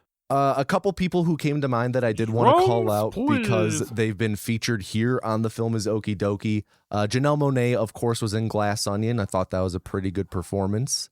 David Oh. Johansen. Yeah. Sorry, what's up, CJ? Ice Cube in Friday. Oh, is that that's your choice? Yeah, Barbra Streisand in Funny Girl. Very iconic role, that one, right? Frank Sinatra and From Here to Eternity. All pretty good. Yeah. David Johansen is in Scrooged playing the ghost of Christmas Present, right? Was he yeah. present or no, past? But who could forget Vanilla Ice in That's My Boy? My boy, Uncle Vanny. Damn. That is maybe the greatest acting performance by a musician. It's iconic. Oh my iconic. God, it's iconic. I guess, was there I think LL Cool J in Deep Blue Sea is better than that. It's such a good call. That and the freaking, oh God, CJ, what was yours initially again? Elton John and John 2? and the Kingsman 2. Oh God. I can't believe you've never seen it. Maybe it'll be part 2 in our duology. Maybe we'll see. I've only seen the first one. But Well- speaking of part 2s in duology. See, he's producing me again. No, this is called a segue. Before you segue, Yeah. sorry. One other musician performance in a movie that I actually think is good. Frankly, Eminem in 8 Mile is like a great yeah. musician performance. Yeah, that is a good one. That is Thanks. a really good one. Also, one that leapt in my mind now, Madonna in A League of Their Own. Yeah, Madonna's a cheat code. She is. She is. Remember when she wrote a song for the Super Bowl? I don't remember that I remember her vaguely. performing, but I don't remember that she wrote a song specifically for it. It was called "Give Me All Your Lovin'." Was it good? MLOV Madonna Y Oh, yeah. You Mhm. wanna? Oh, okay, Had I do know Nicki that song. Minaj, or as she is now being referred to as Onika, because she's kind of broken bad. And God, who MIA? Thank you for your Nicki Minaj lore corner, CJ. Should I add Yeah. that to our show notes as a regular recurring thing? We check in with you to check in on Nicki Minaj. Well, she's kind of gone off the deep end politically, so we don't fuck Hey, with doesn't Nicki mean you Minaj can't these keep days. tabs on your enemies. Yeah, but like Barbie things just doesn't hit the same anymore. I hear you. All right. Anyway, so what was this part 2 of our duology on, Brian? This movie was part 2 in our duology between this and Game Night. We were exploring the age-old question of, is it a sibling rivalry, or are you just getting cucked by your brother? Ooh, that's a good one. The question is, Bryon, which one of these is it a sibling rivalry, or are you just getting cucked by your brother better? I mean, I'm only familiar with the plot of Game Night. I actually haven't seen Game Night. Right. So I mean, I'm going to say, like, I think this is a pretty great example of, are you getting cucked by your brother, or is it a sibling rivalry? I mean, this is like, I feel like this defines that question, this movie. So, Yeah. CJ, what are your thoughts? How are you feeling? I think this movie definitely fits the bill better, especially because there was actual cucking. Yeah. You're The so last right. one metaphorically cucked. Yeah, it was very Yes. much she was reading into things. And Yeah. if you were to remove the brother from that movie, who's to say he doesn't, it doesn't still unfold the same way because of their neighbor or something like that. I think this is the definitive. Is it a sibling rivalry, or are you just getting cucked by your brother? No, Movie. and I think it would Dash be movie. hard to have a movie top Moonstruck in that regard. This feels like King of the Mountain. Definitely is. It would take quite a contender to beat it. This would definitely be number one for the Billboard Top 100 of, are you just, or whatever the fuck the Yes. question was at this point. It's Moonstruck or The Field right now. Yeah. So another question that we're now asking about all these movies is we have to define exactly what genre/genres this was. Bryon, this is because in short, we are doing a prediction thing running through the whole year where if you're listening to this right now and you haven't gotten your predictions in, I'm sorry, the deadline has passed. But Bryon, if you wanted to fill out a prediction for the year of 2026 and on the film is Okie Dokie, one of the things is what genre will appear most. And we said that we would define at the end of each movie what genre it is. So am I underthinking this, or is this just straight up romance and comedy? This is romance and comedy. I don't know if you count slice of life as a genre. I feel like it's a slice of life movie to me as well. Yeah. I think for the sake of trying to get as few genres as possible, because I don't know that people are going to put slice of life down on their form. Yeah. I could see putting one genre, the main genre is romance, and the second genre is comedy. Okay. Would you agree? I like that. I would agree with that. I also agree with that. Romance listed first, comedy listed second. I was going to say, but like, I just have had the letterbox page for it pulled up the whole time. It's also listed as drama. I don't know if y'all feel like it's a drama at all. But it literally goes romance, comedy, drama. So Do we want to have 3 categories, 3 genres, and genre like comedy, drama kind of fly in the face of each other unless it's explicitly a dramedy? yeah, that's true. Because at the end of the day, this is first and foremost, it's a rom-com. Yeah, So, I think that's a good point. I think we just stick with the romance comedy then. Yeah, I don't think it's a hard and fast rule, but I think we should try and stick to 2 at max. Yeah. It would have to be really extenuating circumstances to tack on a third. Yeah, I agree. All right. So now on to what's maybe our most important question every episode. CJ, could you have done a Moonstruck? Okay, I've thought about this a lot. I am Cher, Yes. 100%. Yes, you could have done a Moonstruck. 100%. Okay, walk me through it real quick. I don't give a fuck about Johnny. I take his ring, I get it back at the end. I gotta go to the bread store. God damn it. I gotta walk up the stairs. I gotta sleep with Nick Cage. Oh, you got to sit through an opera. I like opera. All right. That's easy then. You got to sleep with Nick Cage again, though. They sleep together twice? Yeah. She spent the night there the second time after the Yeah, opera. right. I get a makeover in between. Nice. Yep. I buy a new dress. Nice. I get to keep both my hands. That's good. And then my father pays for my wedding. That is pretty great. Yeah, definitely could do a share. On just the surface, okay, on the Nick Cage thing, do I start off without the hand, or do I have to start my role as Nick Cage by cutting off my hand?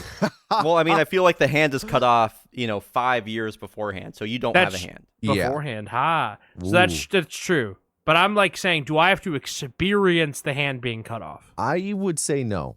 No, I think you just spawn in and you have a wood hand. Yeah. Can I ask a really dumb question with that? people being too mean about it. Do you think it'd give me splinters?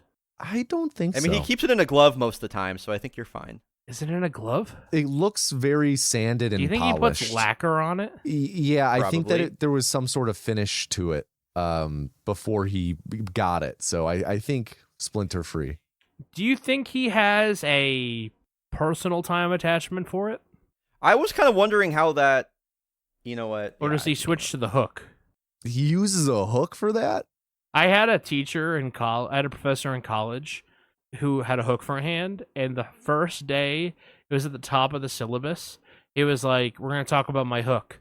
And he's like, all right, you get 15 minutes to ask me any question you want about my hook.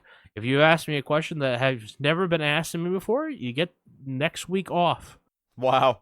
And someone asked him if he ever used the pointy hook attachment during personal time just to see what it was like, and he immediately wrote down on a piece of paper a slip excusing them and said they didn't have to come back next week. So That's awesome. because he had one for chalk, he had like a pair of pliers basically that had chalk, and he had a pointy one, and he had like a hand that you would shake his hand, and he had it was like a circle, like a closed hook, I guess, an eyelet. Is that what you call that? Sure.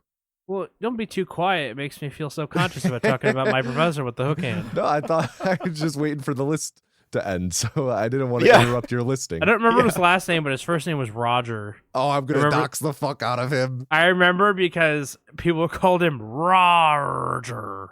Like he was a Roger pirate. Hook Hand Professor. Sorry, I'm just populating my... Yeah, he looked up my teacher from high school the other day. Well, of course he did.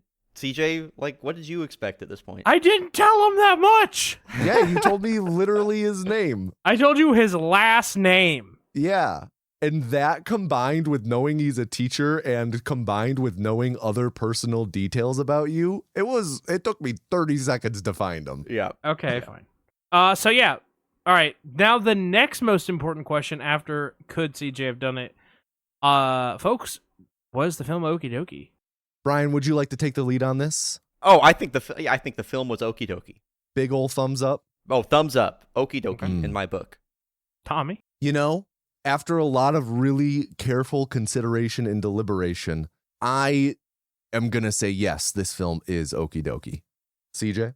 I still think that this movie is a little too over the top. However, it's okie dokie. There we go. Yeah. There we go. Unanimous. Let's go. Great way to kick off the year. Yeah, the first official movie of 2026. It's a good first movie for 26, I feel like. I It think is. so. I It is. think so. We're going to journey into our next room. So, Bryon, please come with me down the hallway. I'm walking with you. Yeah. I'm walking faster than you, so I'm getting there first. Just be careful. There's we haven't put down transition strips. So, the carpet to the hardwood, there's a little bit of a ledge. Okay. You got to step up. Yep. So, this is the rec room. Oh. We have a new window now. I like the plant that you put in it. Yeah, thank you. Yeah. Did you ever see Sesame Street? Do you remember Stinky the plant? No. No. Oh. Don't know why I mentioned it. It's not why I got that plant at all. But yeah, no, it's a nice plant. All right, so this is the lectern. So I'll show you how we do it. So Cool. This week I actually have stuff to recommend. Whoa, really? You're not going to recommend car fresheners again? Shut the fuck up. I was so busy. And people, thank you for bearing with me. I have to see what I've watched. Hang on, I forgot. Wow, up at the lectern right now and you don't even know? No, I got it. This I is got messed up, right? Hand me the can of tomatoes. I'm just going to start throwing tomatoes. No tomatoes. Okay, so I watched 4 movies over the weekend. Okay. First movie I watched. These were all things that I feel like were on Tommy and Jade's pound the table list. Bang the table. I require that if someone wants me to do something and they really want me to do something, they have to bang the table. So I do require them to literally bang a table. They told me that these movies were bang the table worthy. I should make time in my life to watch these movies. And I agree. especially for two of them in particular, but I'll get to that. Past Lives, I'll recommend. So good. Past Lives, so good. Genuinely got me at the end. Genuinely made me cry at the end, at the very, very end. Mm-hmm. I thought I was safe. It is a story, just in abstract, a story about these two kids in Korea. One of them immigrates to Canada and then eventually to the US. And then it is about them rediscovering themselves 12 years later and then reconnecting again 12 years after that. So, as someone that has had a lot of long-distance friends, especially ones in other countries, this really resonated with me. And just the idea that, you can just put something down and then pick it back up later with someone that you're really close with. There are also people that are just not in my life anymore because either they've passed away or we've grown apart because of differences. And I know that if I were to call them tomorrow, we would be picking up the conversation exactly where it ended all those years ago. Mm-hmm. Because that's just the relationship that we had. And so at the very end of the film, no spoiler, the last I want to say the last 5 minutes, I think are probably one of my favorite sequence of events ever committed to film. It's so good. It's so good. It's, I would say, nearly perfect. And, everything is cut like a goddamn music video these days. 90% of what you watch, everything's cut like a music video, like boom, boom, boom, boom, boom. And that's how they teach people how to cut. That's how they teach people how to edit. That's what YouTube is, or it's fucking one long shot with overlays, this is how we have taught people what consumption is. And this is just, we're going to let people exist in a moment. And that moment, brought tears to my eyes. It was beautiful. And I wish, I want every goddamn film student at every goddamn community college watching the same 13 films for their film class to fucking watch this and just understand, okay, when you take editing next semester, right? When you take editing 201 in the fall, when you come back, watch this and don't cut. Just hold the shot and let your actors just work, right? So that was my first thing. I watched my next favorite film that I watched this weekend. Really, the more I think about it, the more it grows on me. If I had legs, I'd kick you. I'm going to see that soon. Going to see that. Really great. Really great. I will make sure that I don't spoil anything, but yeah, thank you. In the abstract, right? And I'm saying this in this way for Bryon. I think this is the perfect film to the analogy of the frog in the pot of boiling water. That is a good way to put it. Just turning it up 1 degree at a time, right? And what happens at the end. And Tommy, I think that this is an experience that you had, and I didn't realize I was having this experience, but I felt stressed. Yeah. I felt it, this was an experiential film in the way that I had a very physical response to stimuli after this film. Part of it is the camera work, which I think, again, so many people just do the same thing with the fucking camera, and I don't want to say too much to the benefit of Bryon, but I think that what they do with the camera in this movie sets it apart from all the other Oscar contenders that I've seen so far. This film is just shot fundamentally differently. Very much. And to its favor, yes, shot that way. Big time. This film, filmed any other way, could not be saved in the edit. And part of that, not to be on my soapbox, is because everything is filmed so fucking safe so that you can make whatever movie you want in the edit. There is no other movie in the editing room. The movie they shot is the movie that there is to make. And the movie that is there is wonderful. I watched The Worst Person in the World. I feel like my own opinion of this suffered a little bit because I watched this immediately after Past Lives. And so 2 subtitle films back to back, especially one that I think is probably one of my top 25 favorite films of all time now. It suffered in my estimation, but I didn't ever, with a title like that, you expect something that never happens. And the character who actually says the title is nowhere near close to being that, to meeting that description. It's the main character. I feel like she's brilliant. The main actress is brilliant. Yeah, Renata Reinsve. Yeah, and she's in Sentimental Value. Yes. Which is a current favorite this year in Oscar circles. Nominations aren't out yet, but they're coming imminently. And it was a slower burn for me. I also had to stop to watch football.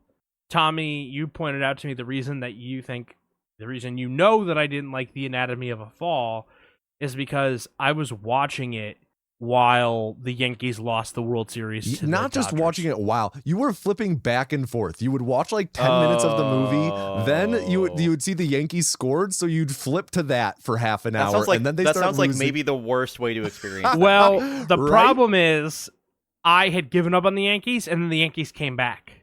And so then I watched, and then they broke my heart again, so I turned the movie back on, and then they got back in the game. Like, if you go look in the box score, you can tell by the box score and when the Yankees had offense when I was watching the movie. Mm-hmm. Which I think is an interesting way to experience it. Again, it didn't resonate for me at the time. The last one that I will say that I saw is Bugonia. Bryon, have you seen Where? that one? Where? Bug on me where? Oh. Hey-o! Thanks for laughing at that. Yes, I have seen Begonia. Okay.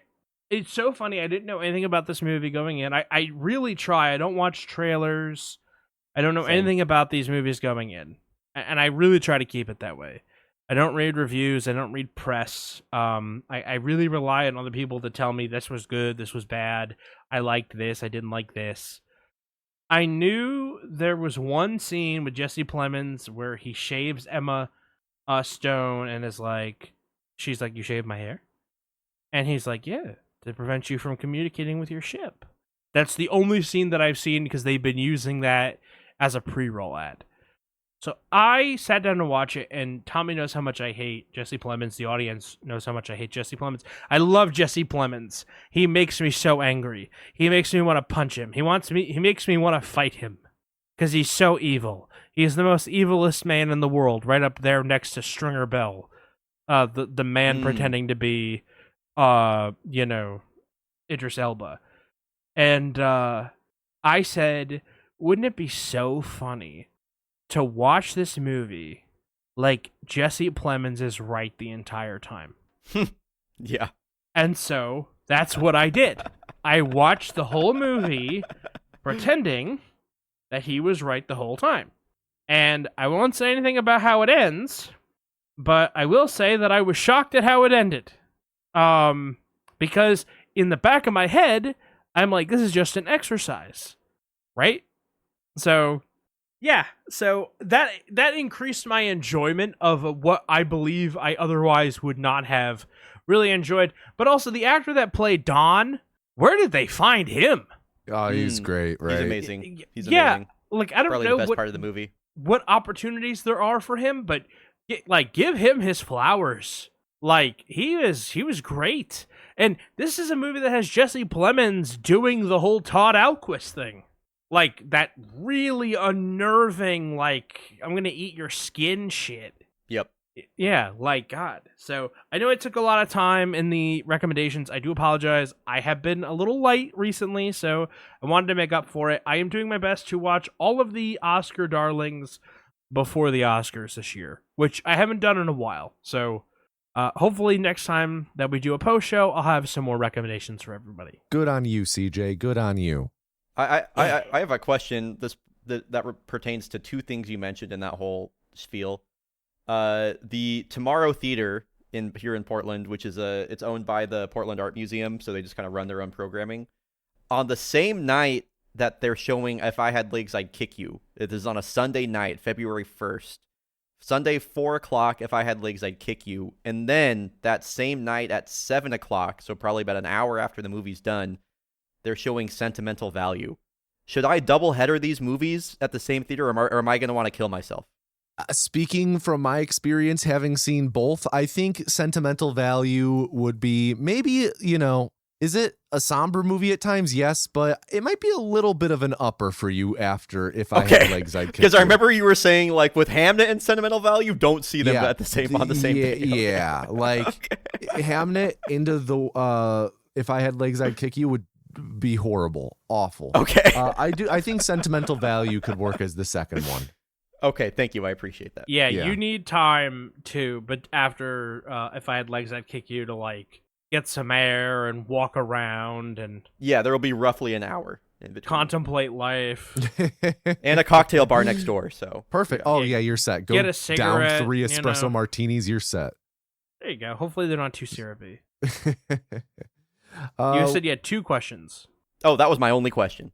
Oh, okay, sorry. My bad. You said you had 2. No, you're good. No.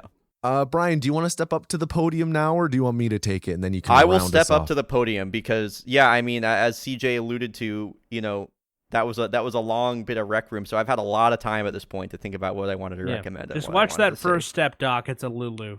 Okay. So I have 2 games to recommend, and I'm gonna go 2 games, a TV show, and a movie. Is that good? That's fair game. Fire away. Fair game. All right. First game I'm going to recommend, and this is just because I'm trying to sing this game's praises anywhere I can. I've been playing it at this point for about a year and a half, and I've played it with you a bit, Tommy. Strafftat. This is like the best game that just nobody knows about. It is insane to me that people are out here playing like fucking Arc Raiders every day and hating themselves when when this game exists and is like entirely free. And is so good. Strafftat is it's a 1v1. It's primarily, I should say at this point, a 1v1 arena shooter that, if I really wanted to like sum it up really quickly, I would say like Mario Party FPS, where the rounds, basically it's meant to be chaotic. It's meant to be like kind of fast. It doesn't take itself super seriously, but basically they have over at this point, I think it's like 500 maps, in the game. And all of the rounds happen within the span of like a minute or less. And basically you're playing like best of 3s on every single map. And then if you win a best of 3, then you get a point.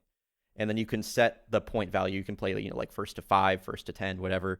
And there are just so many different maps and so many weapons in the game. And the movement is actually really interesting and creative. And like, I'm really jaded when it comes to FPS movement, having, played so much Titanfall.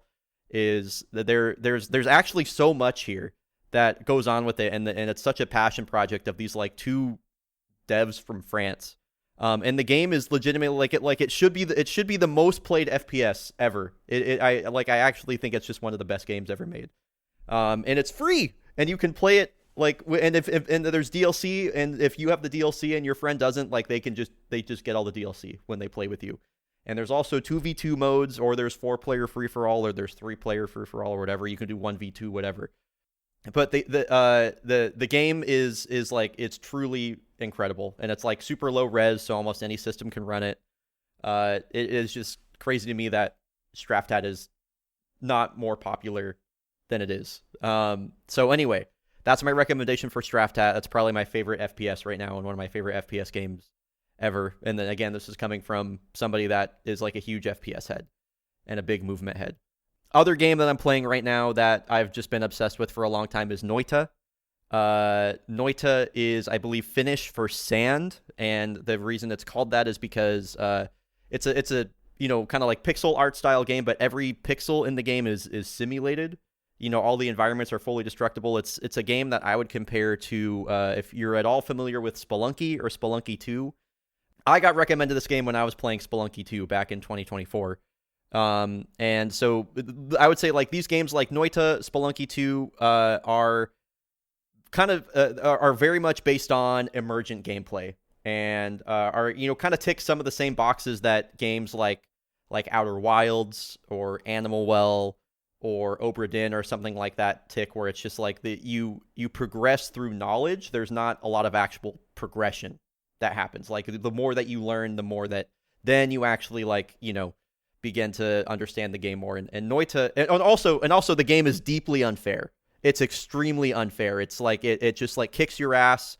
It's really rude. The every single map basically is like a big Rube Goldberg machine where all of the enemies can interact with each other, and so they will just get into fights or do whatever, or I don't know, maybe like one of them catches on fire and then they walk over like a pit of oil, and then that oil pit catches something else on fire, and then the next thing you know, like 10 minutes later, you're just minding your own business, like walking through a cave, and there's an explosion that happens on the other side of the cave that propels like a chunk of gold that you would normally pick up at such a high rate of speed that it just happens to like ricochet off 5 things and hit you in the head and you die. And I'm talking about this because that's literally something that happened to me. So it's it's a really it's brutally unfair, but also it's extremely fun because it's just so deep. It took me over 60 hours to get it's a roguelike. It took me over 60 hours to get my first clear. And even then, like, it's one of those games where it's like, oh, congratulations, you beat the tutorial. And, there's like 20 other layers that you can unpack. On my flight to AGDQ, I was watching this. I wanted to beat the game blind, and then I was gonna delve into all the other like goodness in there. And yeah, there was this YouTuber I was watching on my flight to AGDQ. What was his name? It was recommended to me by my good friend Sophie.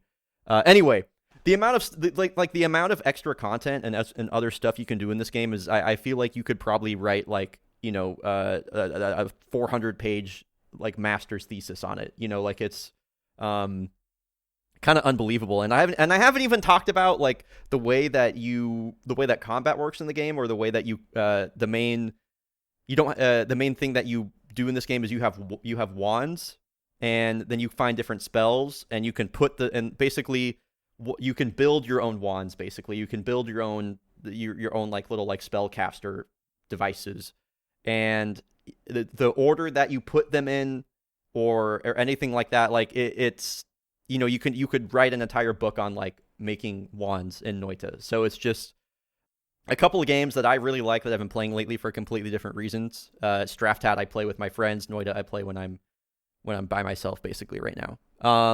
A show, the TV show that I am watching right now. I'm doing my second watch through of it ever with my friend Kenna right now. Is called Scavenger's Reign. I believe it is available on both Netflix and Max right now. Or sorry, HBO Max. I believe it's available on both of those right now. It is originally a show that was on HBO Max that I think Netflix picked up. But anyway, it is probably my favorite animated series ever, one of my favorite forms of animated media of all time.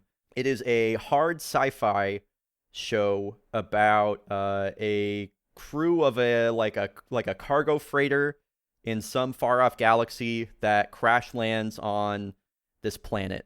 And it just kind of depicts how they try to understand what's going, like how they try to understand the ecology and the life on the planet, and how they try and survive and eventually like make it back to wherever home is for them.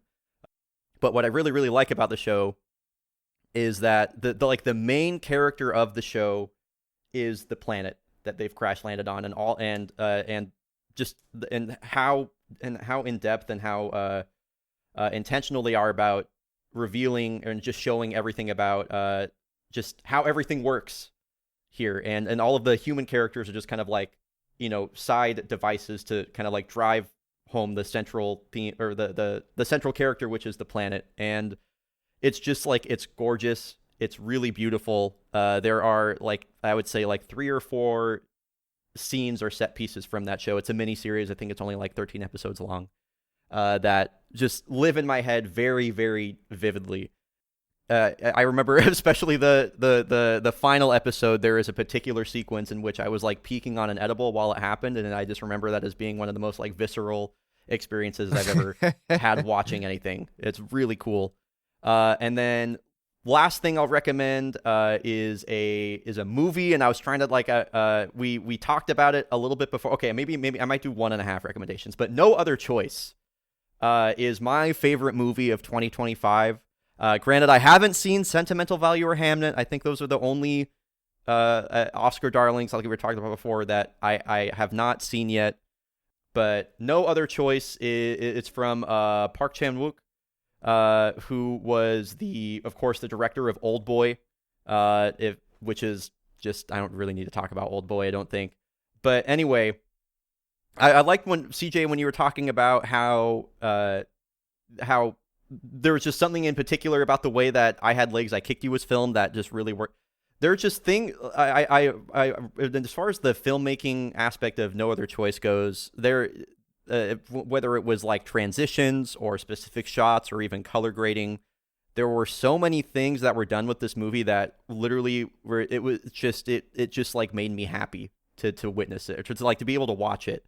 There are so many like fun creative liberties and decisions about just the way that like the movie is put together, and especially, just to say it again, like the transitions in particular. Like, it feels funny just to talk about, oh my god, the transitions in this movie are so good, but actually it feels like you're watching a master at work in the way that the movie is constructed. And yeah, I don't really want to say a whole lot about it because I don't think a lot of people have seen it yet, but No Other Choice is a huge recommend from me as far as movies go. It's definitely my best picture right now. And yeah, I feel like that's about all I need to say about it. I hope for people to be interested in it. So the other thing I was going to recommend until I remembered I wanted to talk about No Other Choice was the 1974 movie from Joseph Sargent, The Taking of Pelham 123. I watched this a little bit ago, but it still is it's still sitting in my head. It's a movie about some folks that take over a New York City subway and hold everybody hostage until the city pays them $1 million. Basically, is the plot of the movie. And I really just to talk a bit about it briefly, because I've been talking for a while. What I really like about this movie is it takes place almost entirely. I love single location movies, and this movie takes place almost entirely in like one part of a New York City subway. But the aspect ratio for the movie is super wide.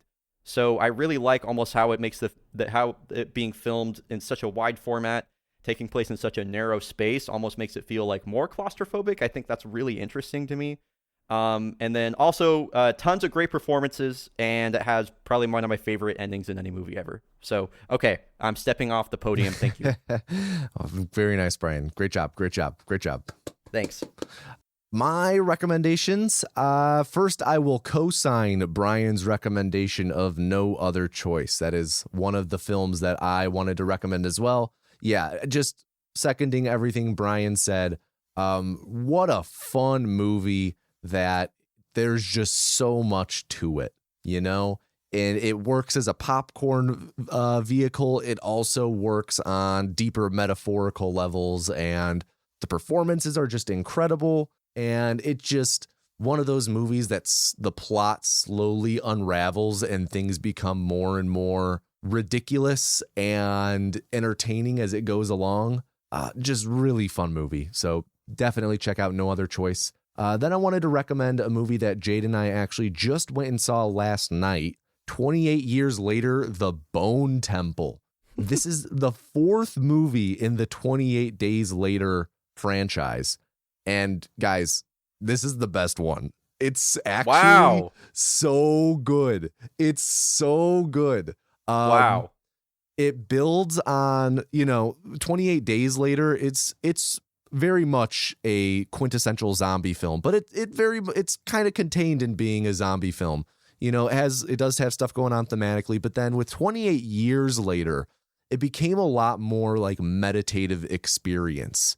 The films became a lot more reflecting on like what life would be like in an apocalypse like this and kind of the philosophy of it. And 28 years later established a lot of that tone and did a lot of setup with characters.